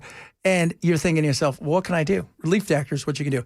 I'm playing more and more pickleball. I'm running. I'm doing stairs every day. I'm doing stuff that is aches and pains in my muscles. And Relief Factor, I take it every day. It helps me recover so much faster. It's amazing. Now, this is for general muscle aches and pains, okay? Helps you recover after physical exertion. Relief Factor offers a natural approach to comfort and mobility, and it is awesome. My wife swears by it. I swear by it. And I am, like I said, I'm working out more and feeling better than I have in a long time. The formula is safe to take. It's ideal for regular use. It's non-addictive. It's got things like omega-3 fatty acid, resveratrol, cusamine, just name a few things, and it attacks the inflammatory response when it comes to, especially your muscles, right?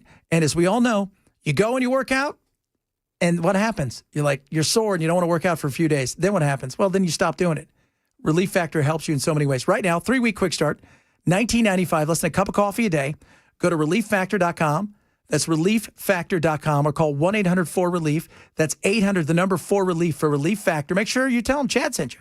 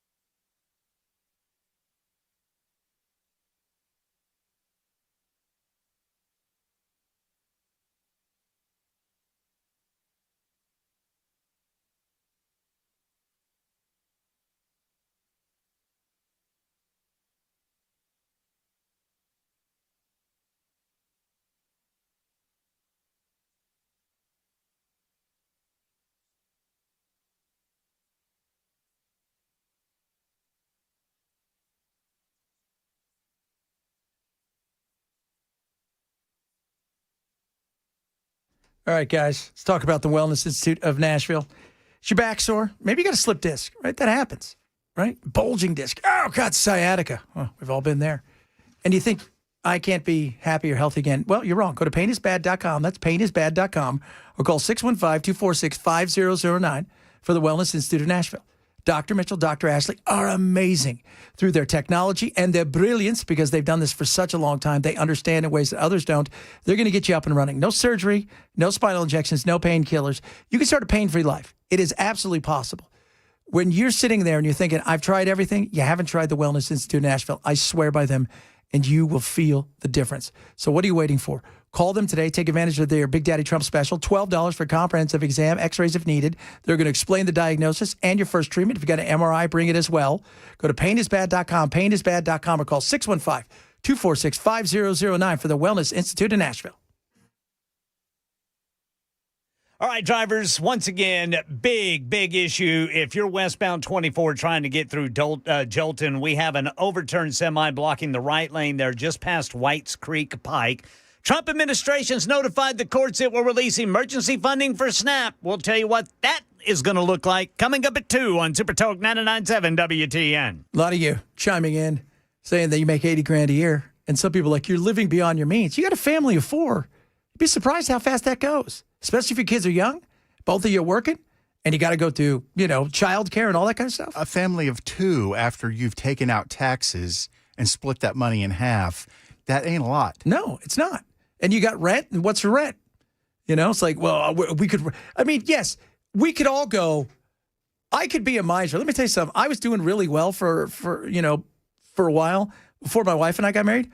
I lived in a casita with no kitchen for like 5 years because I didn't care. I didn't need the money. I didn't care, right? Like I could be a miser all day long and save and live well below my means. I tell you guys this now, like for me, for cars, I don't care about cars. I don't care about stuff like that. But then you get kids, you get some other stuff. You realize there's just certain things you need to have. But to think that, like Bell said, after rent, after taxes, after all the things, it starts to add up. Somebody just said, I own a small business owner, can't afford health insurance, $2,500 a month. $2,500 a month. The fault of the government. Yeah. It's the same reason we talk about, when you go to college and you wonder why college went from being something where you could work part-time, pay for yourself to go to school. Now you can't because it's $100,000 for 4 years. In some places, it's $100,000 a year. I mean, you come out with a mortgage payment. Why is that? Is it because, that's right, they decided to get involved and guarantee everything, the federal government. Once they did that, prices went up. And somebody, we were talking about earlier about why didn't Obamacare work? Because government does this. They give you the best case scenario without the worst case scenario ever being told to you. Yeah, and they completely ignore any potential unintended consequences because the consequences haven't come home to roost yet. Yeah. That's it. Right there, man. They tell you if we do, even like with the one big beautiful bill, this is all going to be great. If everything is perfect and nothing ever goes wrong, yeah, it'll work. But we all know the unintended consequences, right? Obamacare didn't think everybody would drop out of the pool and say, screw it, I'll pay the $900 a year as a fine because I can't afford this crap. Oh, and I know for a fact, I've seen this, that in the law, if you did not make above a certain a level of money, you could claim destitution or poverty, and you would not be fined, and you would not be required to be on the insurance. And then what you can do is you can go become an independent contractor and only pay so much, get so much. There's ways to wiggle around it. You have to think about the unintended consequences. But when so many people who were healthy dropped out of it, all you had was sick people. Sick people don't cover themselves. But they always claim that this is for the poor. This is for the people that are worst off. And those people were not even required to be on it. Yeah. They could get a waiver. They could get a waiver, right? They're already getting some sort of Medicare in some way, shape, or form, some sort of health care. All right, coming up, hour number 3. I'm going to tell you what I would do if the healthcare situation gave me an opportunity. I think a lot of you would feel this way as well. We'll talk about that, among other things, straight ahead. Hour number 3, Chad Bench Show, Super Talk 99.7.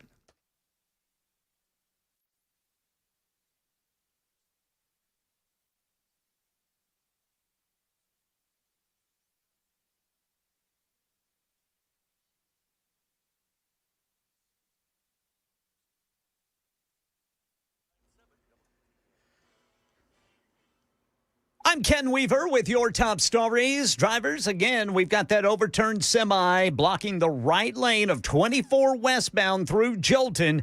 That's backed up from Whites Creek Pike all the way to Old Hickory Boulevard. Trump administration's notified the courts it will release emergency funding for SNAP, but there's only about half of what is needed for an entire month, meaning beneficiaries will get just a portion of what they normally get. And the timing is up in the air. In a filing in Rhode Island federal court, the Trump administration said SNAP's contingency fund only has about $4.5 billion left, enough to cover roughly half of November's need. The USDA says it will begin advising states of the reduced payouts, but an agency official warns that adjusting state systems to account for that could take weeks, if not several months. Stephen Portnoy reporting. Open enrollment started this weekend, and premiums for Obamacare have skyrocketed for many. Beth Dreyer is an ACA recipient in Virginia who claims her premium next year will be 5 times more expensive. I'm currently paying just under $80 a month for both my health care and dental care this year. Next year, my premium for the same plan would be over $420 a month. So Democrats in the Senate are refusing to vote for a temporary funding bill unless it includes an extension of enhanced ACA subsidies. Republicans say they want a clean continuing resolution to fund the government first without tying it to health care policy changes. They say they're willing to negotiate, but only after they get their clean CR through.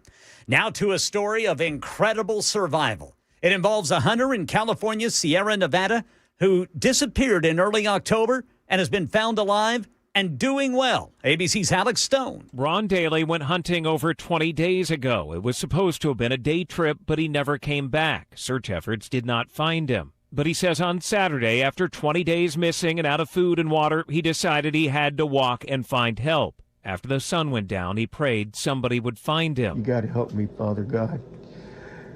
I raised my head up. There's a car with headlights on it.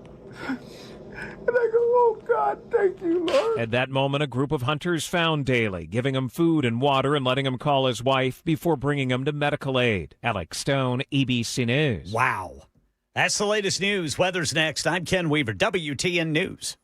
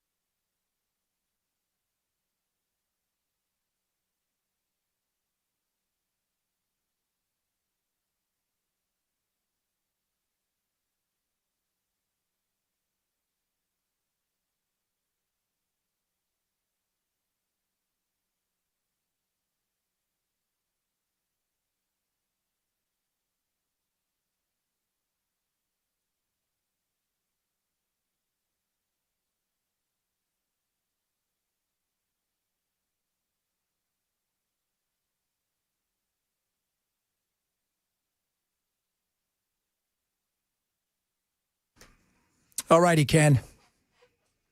Yes, sir. I'm not sure I buy the hunter being gone 20 days. And I'll tell you why, because every time we get one of these, we find out, guess who's got a girlfriend in Colombia? Right? Why didn't you guys find me? Why are you 5 pounds heavier and tan? Why do you not look disheveled? Why do you smell like Dracar Noir? Do you need to call your wife? No, I can wait a little while. Yeah. So you're not buying it, are you, Brother Chad? Well, I'm just, how should I say this? Skeptical. Do you remember the guy, was it last year? Or was it early, the dude from Wisconsin that faked his own death, that he drowned? Yes, and then he went over to, because he found some woman in Ukraine or something. Yes. And then you had, who was the mayor, who was the governor, was it Virginia? That went on the walk out on the Appalachian Trail only to find out he bounced to Colombia because he had a girlfriend over there?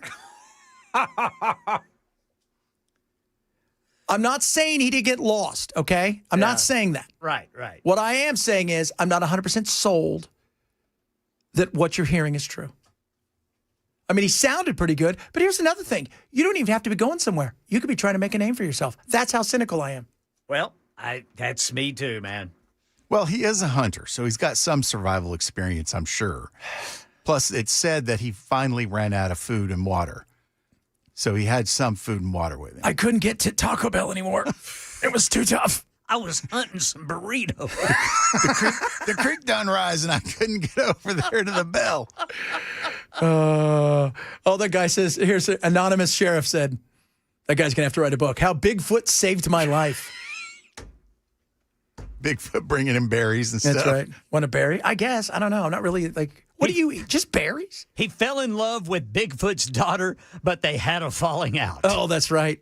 So he got kicked out of the clan, right? Because that's what they call the big footies. He got kicked out of the footies. The big feet. The big feet. The big feet. Not little feet, big feet. They called him a little feet. Was there a movie? Yeah, it was LeBron. The Bigfoot movie. Oh. And they called him Little Feet. Yeah. So why would he wait 20 days? Somebody said, right? Somebody said he sounds like a sniveling little bitch. But look, I didn't say that. That was somebody else. I mean, we all thought it. But if I say it, I get in trouble. He did. He sounded whiny AF. Dude, freaking pull your britches up, man. You got a great story. Maybe he lost his britches. Yeah. He had to use it for fire, Kim. You go that long without Taco Bell, and let's see you be that strong. I don't eat Taco Bell. Well, maybe I'm just kidding. I totally eat Taco Bell. Maybe eating that is what happened to his britches. Maybe. Oh. Powder burn. Bigfoot, don't go over there, okay? I'm embarrassed by what has happened. I had an accident, okay? You need to wait 35, 45 minutes. You guys have been giving me so many gross raisins. Speaking of which, I need to thank Keith for all of the raisins the products he's been giving us. Definitely. I need to pipe in on that, too, because I was all over those oatmeal raisin cookies. Oh, man, those were good. So our buddy Please, Keith Ken, from Contours. don't ever send those again. Ever. Don't ever send those again. No, we'll probably get some this week. Yeah, I hated them so much. Yeah, me too. They really tasted bad. Yeah, I think they're great. I love raisins. I took a bite this weekend of one of the cinnamon bagels with raisins. It was really good till I got to the raisin. Why didn't you just pick the raisin out? Because I wanted to give it a fair shot. Oh, okay. And just put more cream cheese on it. It was just awful. What are you doing? Man, you got the cinnamon, you got the bagel, then you put a raisin in there. Might as well put a bullet in it. I'm fine with it just being cinnamon, to be honest. Yeah, right? Like if you had a choice of cinnamon or raisin, what would you rather have? The cinnamon, and it does not need a raisin. I mean, I like raisin bagels, but I don't need my cinnamon to get mushed up with raisins. Yeah. Thank you very much. I'm just telling you. But I'm actually playing pickleball tonight with Keith, so all right. I'll tell him, hey, dude. He'll bring you maybe some He raisin probably will. rehydration He sent me drinks. a picture with Catherine, his girlfriend, the other night. Yeah. To make sure as he's holding up a whole bunch of raisin things on Halloween. I'm going as a raisin next year for Halloween. I got to say, dude, kudos to you on your your outfits, man. Oh, On I had your so much fun. costumes. That was good Oh, stuff. those were awesome. Those were so awesome. And if you don't know what we're talking about, Chad dressed up last week. And if you didn't watch the show versus listen to it, you can go to our YouTube page and check out what his outfits looked like while he was celebrating Halloween. That was great. The Linda Blair one, man. Oh, it was so. And my daughter, she dressed up as this something from a cartoon, like one of these animes. It was so amazing, so incredible because she works on them. Next year, she says, "I will make you a mayonnaise jar." Your daughter blows me away with her skills. Oh, the picture of you pumpkin you sent me, I told you it was pro level sculpting. It is pro level sculpting, dude. Yeah, and she does that all from hand, So she did the American Werewolf in London pumpkin. It looked just like the poster. It's insane. It is insane. I love it. It's not just what it looks like. It's how she was able to understand where to make it thicker, where to make it thinner, so it was brighter in some areas and darker in some areas. It was just exquisitely well done. Yeah, she's got a gift. She's on the spectrum, but her gift is otherworldly. She's amazing. She's absolutely, Finn, you're amazing. By the way, it was Mark Sanford from South Carolina, whose girlfriend was Argentinian. Thank you very much. Jim Kennedy from the Kennedy Institute of Public Policy Research just texted me. Guy, remember that? Remember that guy went? The hunting thing? Somebody just said, you could walk 3 miles an hour. Was it 20 miles? So it shouldn't have took you 20 days. What are you walking a mile a day? And just like, I'm done. Sit here and wait for what? Spend some time with my girlfriend before I have to get the chauffeur to take her back. Was nobody looking for you? Was nobody looking for you? That's a good point. You weren't in the middle of the most dense forest on the planet and somebody had dropped you in and blindfolded you. You're not Bear Grylls. This isn't Naked and Afraid. Why are you naked? Hey, he wanted to be like the Big Feets. The Big Feets. That's right. The Big Feets. Oh, they're everywhere. The Big Feets. I'm telling you guys. Super awesome. Let's see here. That was pretty funny, though. That was just... You're catching a little flack for calling anime cartoons. Oh, well, whatever. If I say anime, a lot of people out there, think about who the audience is. Not everybody understands anime. Okay? So when they'd see it, they would say it's a cartoon, not really what anime is, if that makes sense. We're trying to broadcast, we're trying to expand the tent, people. Okay? Well, I'm defending you. Yeah, thank you very much. Thank you very much. The heart surgeon at St. Thomas faked his drowning. You know who else faked theirs? If I'm correct, it was Olivia Newton-John's ex-boyfriend. Oh, well, they've never found him, so they don't know. No, they did find him. They did find him? Yeah. He was like far away. Didn't he disappear for like years? Yeah, he disappeared for a while. Man, How do you want to not be with Olivia Newton-John? Well, you know what that says to me? No matter how hot they are, there is a point where crazy just overrides everything else. I'm sorry, I refuse to believe that Sandy is crazy. She wasn't crazy, was she? Yeah, well, think about the fact that you had a guy who faked his own drowning or death, right? Yeah. What was his name? Patrick McDermott. They concluded he was lost at sea, only to find out that he was not lost at sea. He was just lost away from her. Wasn't he in Mexico or something? Yeah, he said we went somewhere like that. Just anything. Man, you had to plan that thing out big time. So, but again, all things considered, I just think this guy maybe was faking it. You're not buying it. I'm not buying it. Although you have a good story. This is the thing. You got a good story. Let's get him on and press him. Let's do it. How do we know it's real? Do you have a girlfriend in Colombia? Like what? Where was this again? Was this in California? Yeah. Yeah, Sierra Nevada. Oh, Sierra Nevada. Did you go to Mexico? Did you? Did you go to Mexico where they have avocados? And maybe a little señorita? Señorita, ¿dónde está Santa Claus? Oh, my Lord. That is skeptical. I am very skeptical. I am very skeptical. So, maybe they didn't find him. Somebody said they didn't find him. I thought they did find him. You got to go along. I mean, again, Olivia Newton-John. But this, again, I don't want to be. You know what really got me super scared? First of all, don't believe anything anymore you see on the internet at all. Because did you see the AI? Like all of the conservatives got fooled by the AI. No. Oh, yeah. So all last week when you hear people playing stuff about, we're just going to go in and take all the food we want, all of those were fake for the most part. The EBT, that was all fake. And Fox and everybody got concerned. There's stuff now, I'm like, I'm pretty sure that's real, but I'm not sure it's real. So the way I look at it is if I wasn't there, it's not real. Supposedly there were sightings of him, but it's never been conclusively proven that he's still alive. So where did he disappear from? I know he was in the ocean.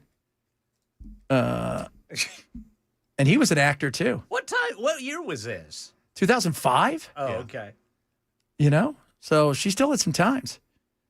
So it is a, well, and if you are his ex or you somebody, like if you're her, you wanted him to die, right? The last thing you want is for him to be found somewhere drinking and going, oh, she's so crazy. This is the only thing I could do to get away from her.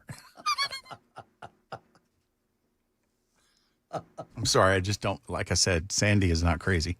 How do you know that, Bell? Because Sandy is not crazy. That is why she and, what was his name? John Travolta? Yeah, what's his character? I don't know. That's why they ended up together at the end of the movie, flying off in the car, because she's not crazy. Got to be honest with you guys. I thought Grease was stupid. Oh, I loved Grease. First of all, stupid because it's a musical, and all musicals are stupid. I actually saw it in the theater as a kid, and there are certain sections of that movie I did not understand. Oh, it's stupid. Like, wait a minute. You know, it's like the Sharks and the Jets. Like the West Side Story, stupid. I just want to get this. You guys are in rival gangs, and that also hockey teams are called the Sharks and the Jets, and then you're going to sing and dance against each other? What kind of gangs are you in? Just out of curiosity. Weird-ass gangs. I tell you what, the Warriors would have liked some gangs like that, chasing them around. Yeah, man, because they're the Orphans. Man, you don't mess with the Orphans. The Orphans, the Furies, the Griffs. Who were the chicks? Who were the chicks? Because they were the ones who really got the guys in, and then they were gonna. Yeah, they were gonna shank them. Yeah, take their kidneys or whatever you did. Forgot about that. Danny. I love that movie. His name was Danny Bell. Danny Bonaducci? No, that's not his name. No, that's a different name. It was something like that, though. It was some sort of Ducci. Well, it's Italian. Yeah. Some Ucci, some Bucci, some Ducci. Warriors. Bolivia Newton-John. Grease 2 was way better. Oh, God. We found... Zuko. Zuko. Jennifer and I found an original print, the Grease soundtrack on vinyl. 2-record set, original print, and it's still in great shape. That was the first album I ever bought with my own money. Really? Yeah. Not an ABBA album? No. I don't think I'd quite discovered them yet. It was probably later that year. Mine was Saturday Night Fever. First one I ever bought. My first one was Devo Whip It. Ah, Devo. The single or the whole album? I got the single. My first whole album that I bought with my own money was a picture album of Quiet Riot. Come on, Feel the Noise. The mental health. Yeah, it's a picture disc. Yeah, the picture disc, and it had, yeah. I was the hit at the schoolyard, kids. Bang your head. Yeah, mental health. Woo! It was a great album. Rest in peace, Kevin DeBrow. That's right. No more playing. So weird. They play a bowling alley in Flint, Michigan, and then the next week they'll play like Thunder Nuts in freaking Germany in front of 200,000 people. Why not just live in Germany at that point? That's all I'm saying. All right, coming up, we got more fun stuff to talk about. I just wanted to put that out there. I found the story maybe not to be as plausible as people believe. If you're missing the show, share when you read the podcast. This is Chad Benson Show, Super Talk 99.7.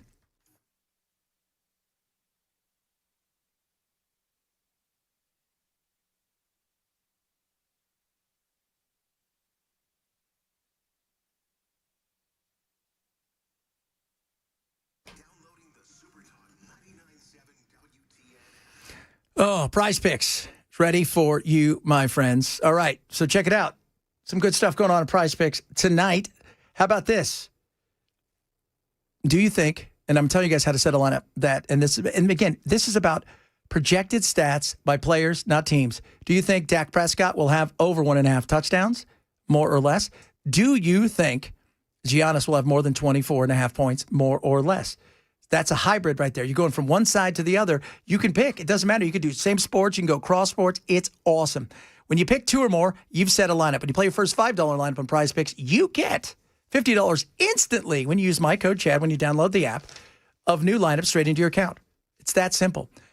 What I love about Prize Picks is you know the sports. I know the sports, right? We understand it. We're looking at the players projected. It's more, it's less. You're not trying to pick out, oh, what about this and that? No, it's simple and easy. Do you think they're going to get more or less, whether it's somebody like Josh Allen last night or somebody like Giannis tonight? It's that simple. Download the Prize Picks app today. Use my code Chad to get $50 in lineups when you play your first $5 lineup.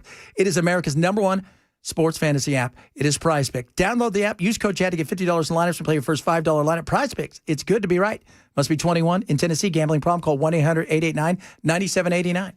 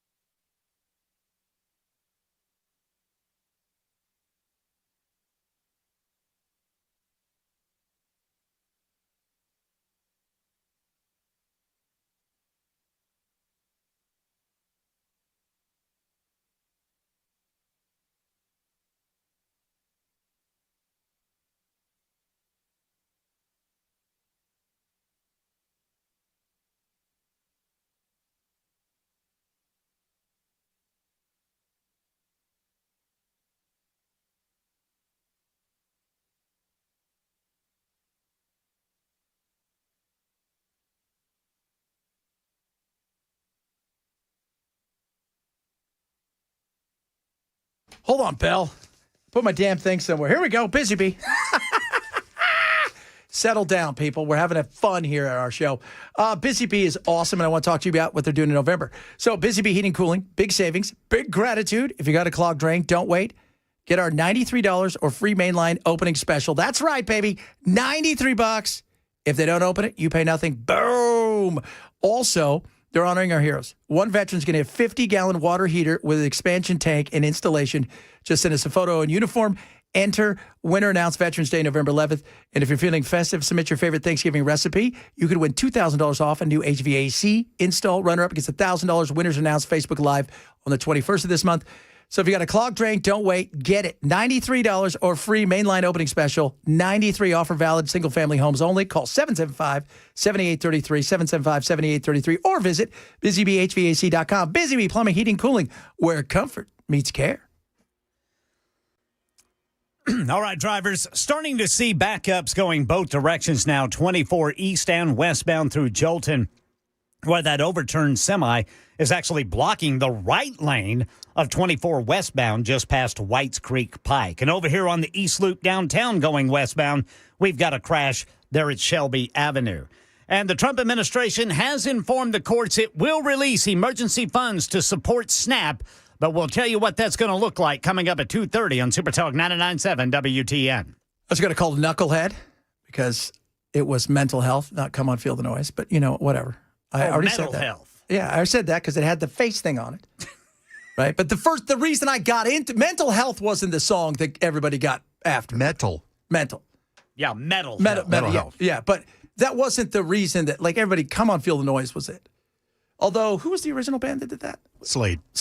Oh, Slade. I love Slade. They do a great Christmas song. And they also covered Mama, We're All Crazy Now by Slade on the next record. Yeah Slade was quite popular amongst them.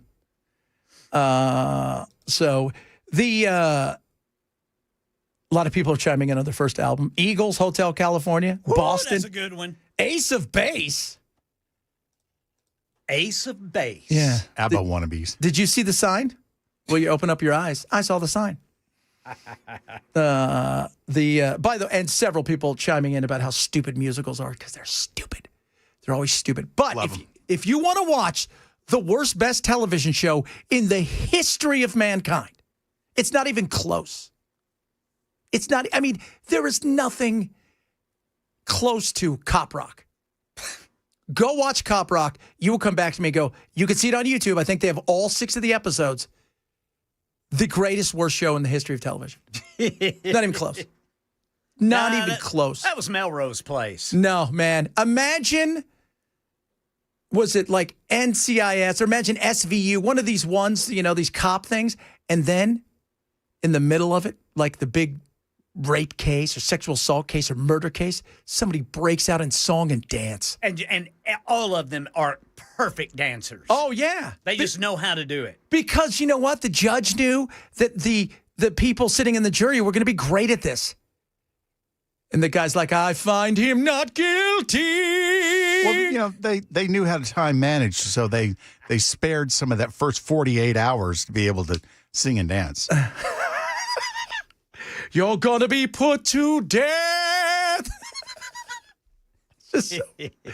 We also got a texter who said, Chad, you're onto something. It's BS. His friend's the sheriff out there and said it's all baloney, that there were people, camps were being raided for food, et cetera, et cetera. How did Fresno and many other places miss this, flyover? It's not the most dense forest in the world. Sorry, I don't buy it. We're all calling BS on the missing guy. So what do you think he was doing, man? What do you think he was hiding from? I think he was doing one of those things where he went out there and he thought, I'm going to build a story and it's going to be awesome and I'll be able to go to the news and raise some money and be raise my profile. And all I have to do is camp for a few weeks. All I have to do is camp for a few weeks and pretend like I got lost. Kind of like whenever a volunteer firefighter intentionally sets a fire somewhere. Yeah, exactly. Exactly. Not that all volunteer firefighters do that. No, but it does seem to happen. It's just like serial killers, right? They always go back to, they want to see what's going on. Well, that's considered part of the pathology of being an arsonist. Yeah. Is always wanting to see the thing burn. See the thing burn. Yeah, what's the point if you don't get to watch it? Yeah, so, I mean, it's got to be weird, too. Whenever there's a house fire and everybody's standing out there, you always just kind of want to turn around and go, who are these people don't live in the neighborhood? And that's one of the first things the cops do is start taking pictures of the people standing around watching. Yeah. That's weird. Yeah, if they're taking pictures, unless you know that they're like part of the media, just putting it out there. And I think this guy faked it. And I think he's out there and he thinks you just listen to him. He's overdoing it. Yeah, he's putting too much mustard on the dog, kids. That's what I'm telling you. Need some more mayo, man, if you want to make this believable. And he's got one of his friends going, that's Jim. He's an idiot. He didn't get lost. I talked to him 2 weeks ago. He asked me to bring him some raisins. Yeah, he's lying. He's lying. He had one of those North Face jackets on that was good. The Patagonia sleeping bag. He had more food than you could shake a stick at. And I took him Taco Bell. Yeah. He was at my house. We watched a football game the other day. I thought, a bit weird that you showed up like this, but whatever. All right, coming up. We got some more of your text messages. Talk a little bit about healthcare, a bunch of other things. If you miss any of the show, we say shame on you. Grab the podcast. It is Chad Bench Show, Super Talk 997.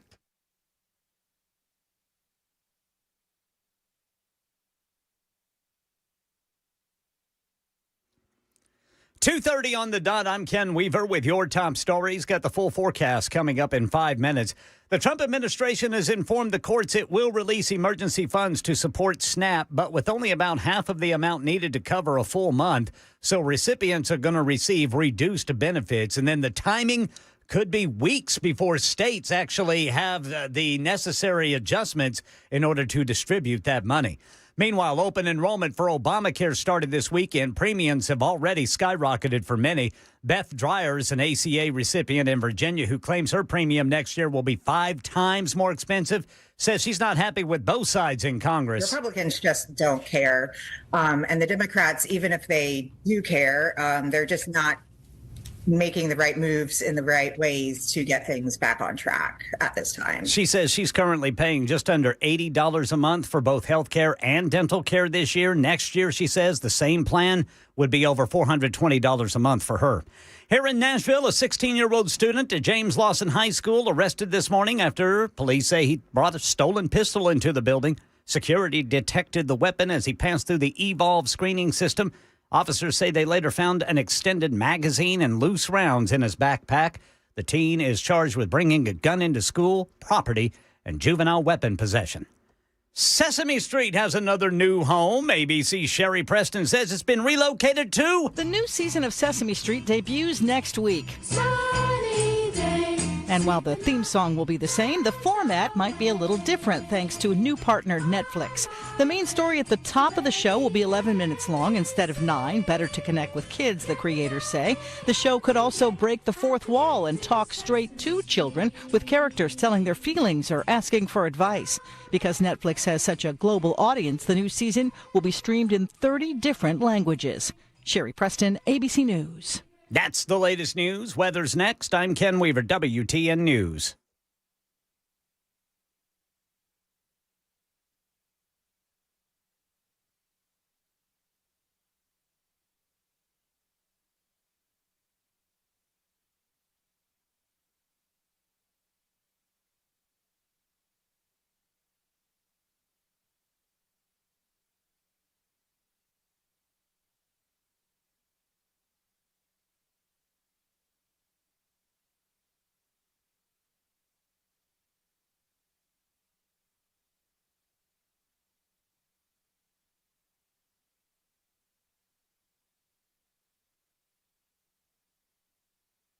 Friday is a day of change for us. We'll still sit around 70, but get ready for showers and even some rumbles of thunder in the afternoon. Beacon Capital Management wants to help you when it comes to your retirement and all things. Taxes is another one of those things. A lot of people, when you retire, you're not quite sure what to do with taxes. Let Beacon help you with that. Long-term care, right? That's another thing. Trust, wills, estate planning. Those are all things that you need to think about. And Beacon can help you with one or all of those things. They're local, and they're ready to talk to you. It's simple and easy. Give them a call today, 615-488-9303. And when it comes to things like taxes, especially with the One Big Beautiful Bill, very big, there are things in there that maybe you're hearing about and you think, oh, I can do that. But can you? You got to make sure it's right. Some of these things are restrictions like the car interest loan. And some of the other things you may not know about, if you're 65 or older, you're eligible for an additional senior deduction up to $6,000. But there's a phase out with all of these things. And when it comes to your investments and your long-term care, they can help you with that as well. Call them, go see them. They're amazing. Sit down with them, ask them what they can do for you. It's simple and easy, and it's free. 615-488-9303, 615-488-9303, or online at beaconcm.com. That's beaconcm.com. This is the paid placement.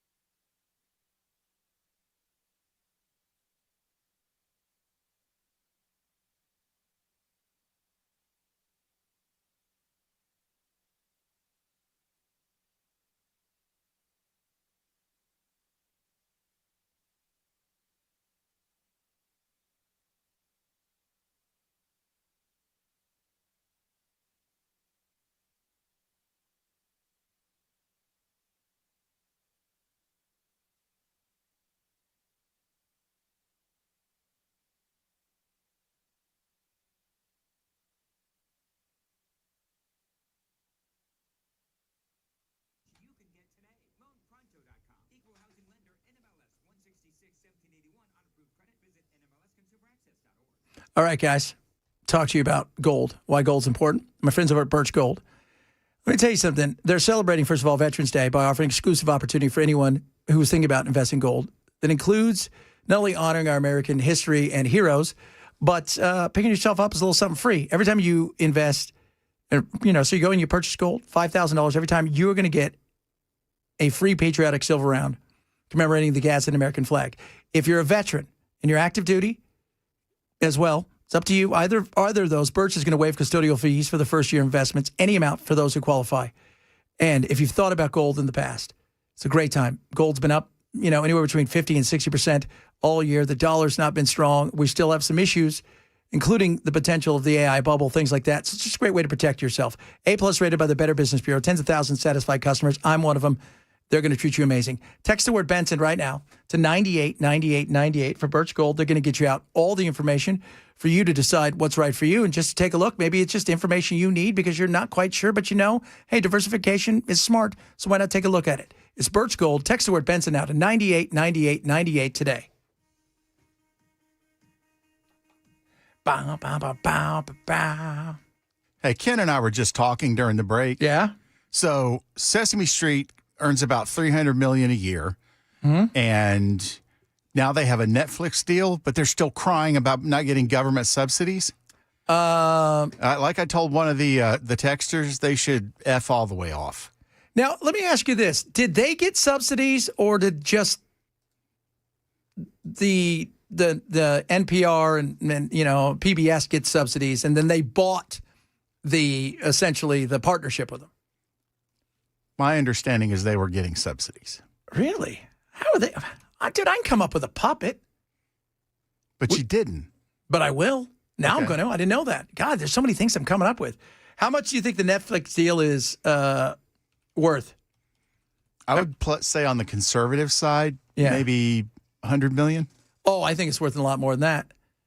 Well, I'm being conservative. Yeah. What's That's your unconservative side? 350. Real? Yeah. Well, I mean, I would assume it's got to be, well, it depends on how long it is, right? So it is, man. So they got a lot of deals. So their deal was reported to be worth, now get ready for this, 30 to 35 million a year for new episodes. So these are all, that was the previous deal from HBO. And that was 2015, because I forgot they're on HBO too. Right. How many damn places are you guys? Everywhere. Yeah. Plus, there was certain revenue sharing when it came to some of the other distribution things they've got. They got a $6 million deal for a year for back libraries. And now the new reimagined 56 season is 90 hours of previous episodes and new episodes across the board. So they're going to get access, Netflix, to 90 hours of stuff that they've done in the past with promised brand new episodes. Does it say they get access to all the Muppets content, like the movies and stuff? They're not saying that. Probably. I mean, it's Netflix. You would assume that, although they've already got some of that stuff on there. Yeah, but if they were doing it in conjunction with them as a deal, yeah. I mean, and I wonder if that deal is also involves like making new movies and stuff or new shows that use the IP. Oh, that's a good one too. Because Netflix, it's important. And right now, the battle for kids programming is massive because Coco Melon, which is like a YouTube thing, that thing exploded, and they've got it on a lot of different places. I think it's Disney's. I mean, it's so many of these, you could set up a channel today if you had the wherewithal and eventually, grow it to a point where you're making so much money off of it, they'll come and swoop you up. And I should probably do that with my new puppet, Richard. You can call me Dick. I give super honest advice. Even if it is a little gruff. I like how they said, well, they may break the fourth wall like their Modern Family or something like that. Right, that they're going to turn and talk to the camera. They'll have Deadpool on.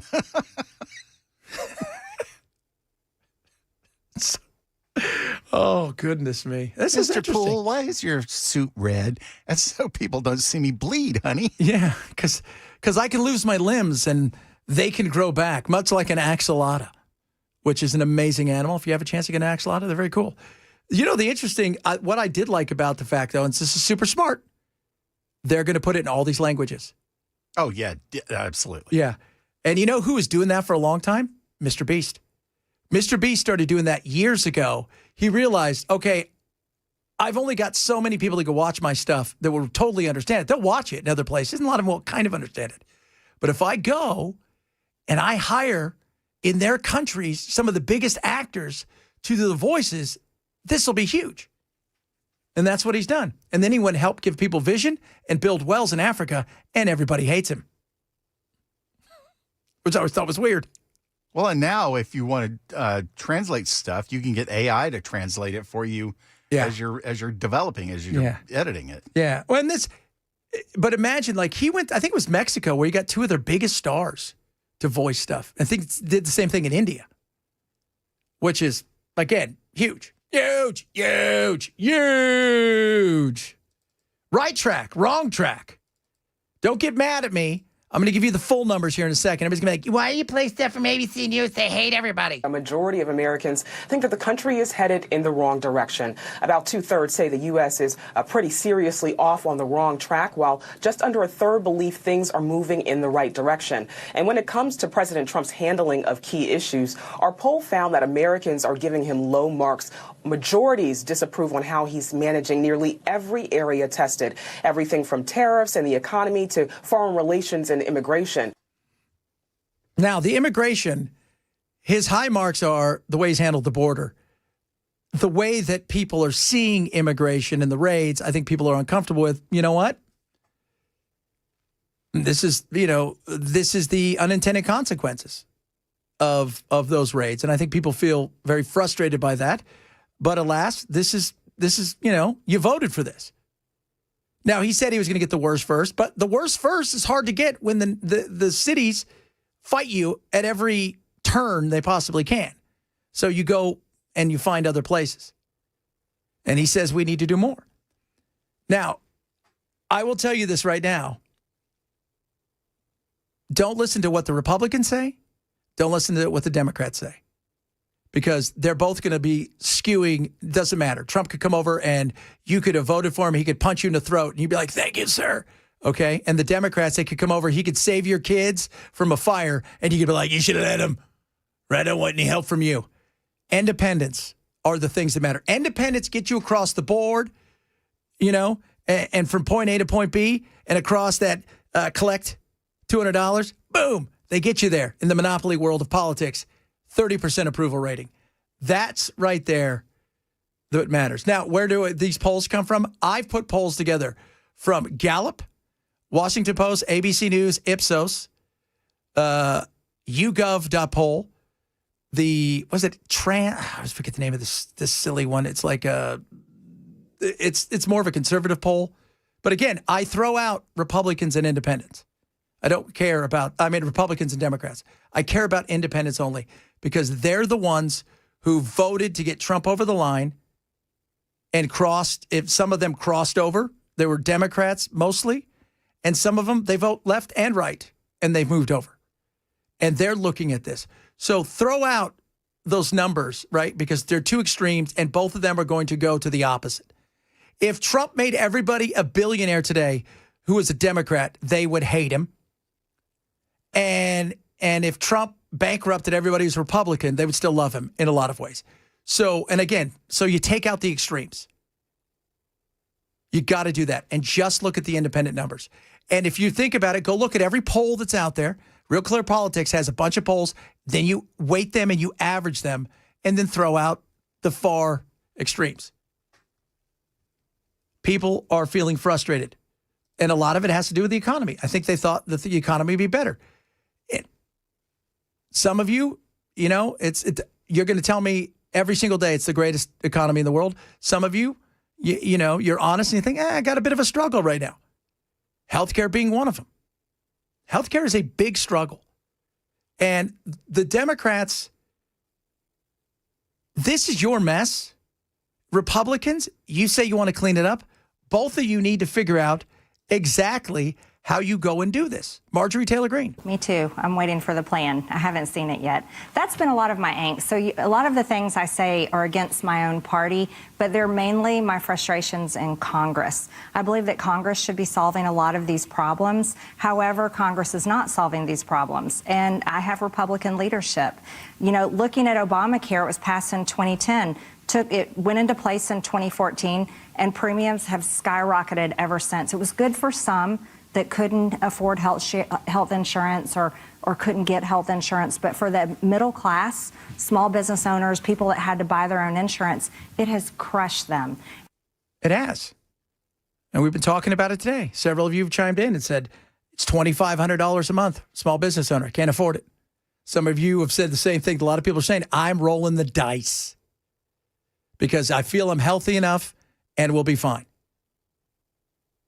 If it was me, and I had my magical say, because here's the thing, the Republicans, their whole thing is, well, we're not going to tell you until you bring us back. Well, no. Look, we know what you're going to say. You're not going to do anything with health care because your goal is to watch this thing fail more. I get it to a certain extent. But what's your plan? Your plan can't be, well, we're going to open up the market more.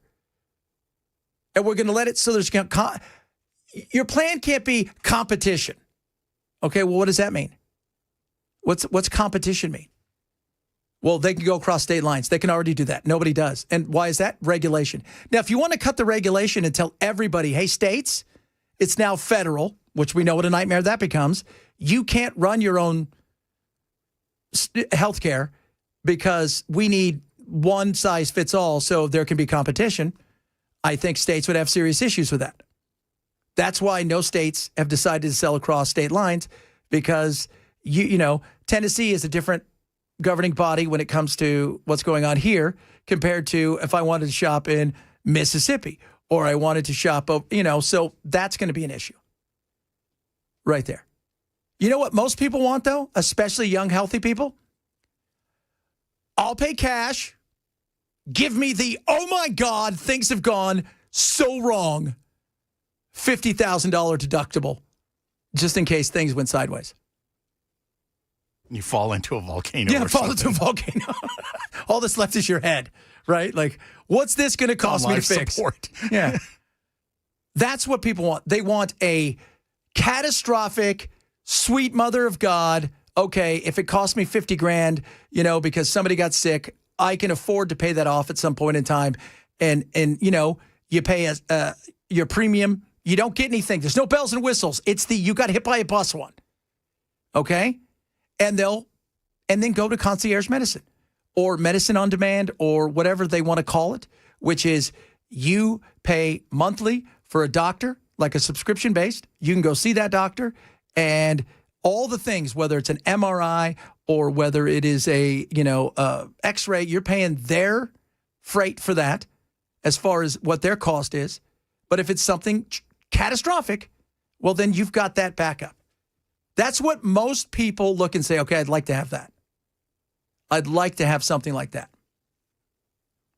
That's what health insurance should actually be. Yeah, it should actually You're being insured against the unknown, and you're not expecting to use it unless it's absolutely necessary. Absolutely necessary. And what we have now is healthcare management, really. Yeah. You wouldn't be using your health insurance on a pregnancy. No. You'd save up, you pay cash, right? And it wouldn't be $47,000. And transparency too, like a menu. The broken arm costs $1,200. There's no surgery. That's what it should be. Why across the street is it $4,800 for the same thing? Is it magic over there? Does it heal in an hour? Does it make it so much stronger that it's now super powered? It's pain-free all the time. People want transparency. They want the catastrophic, and they want to be able to deal with their healthcare provider. All right, we're going to wrap it up. Little welcome mat straight ahead on this Monday. Chad Benson Show, Super Talk 997.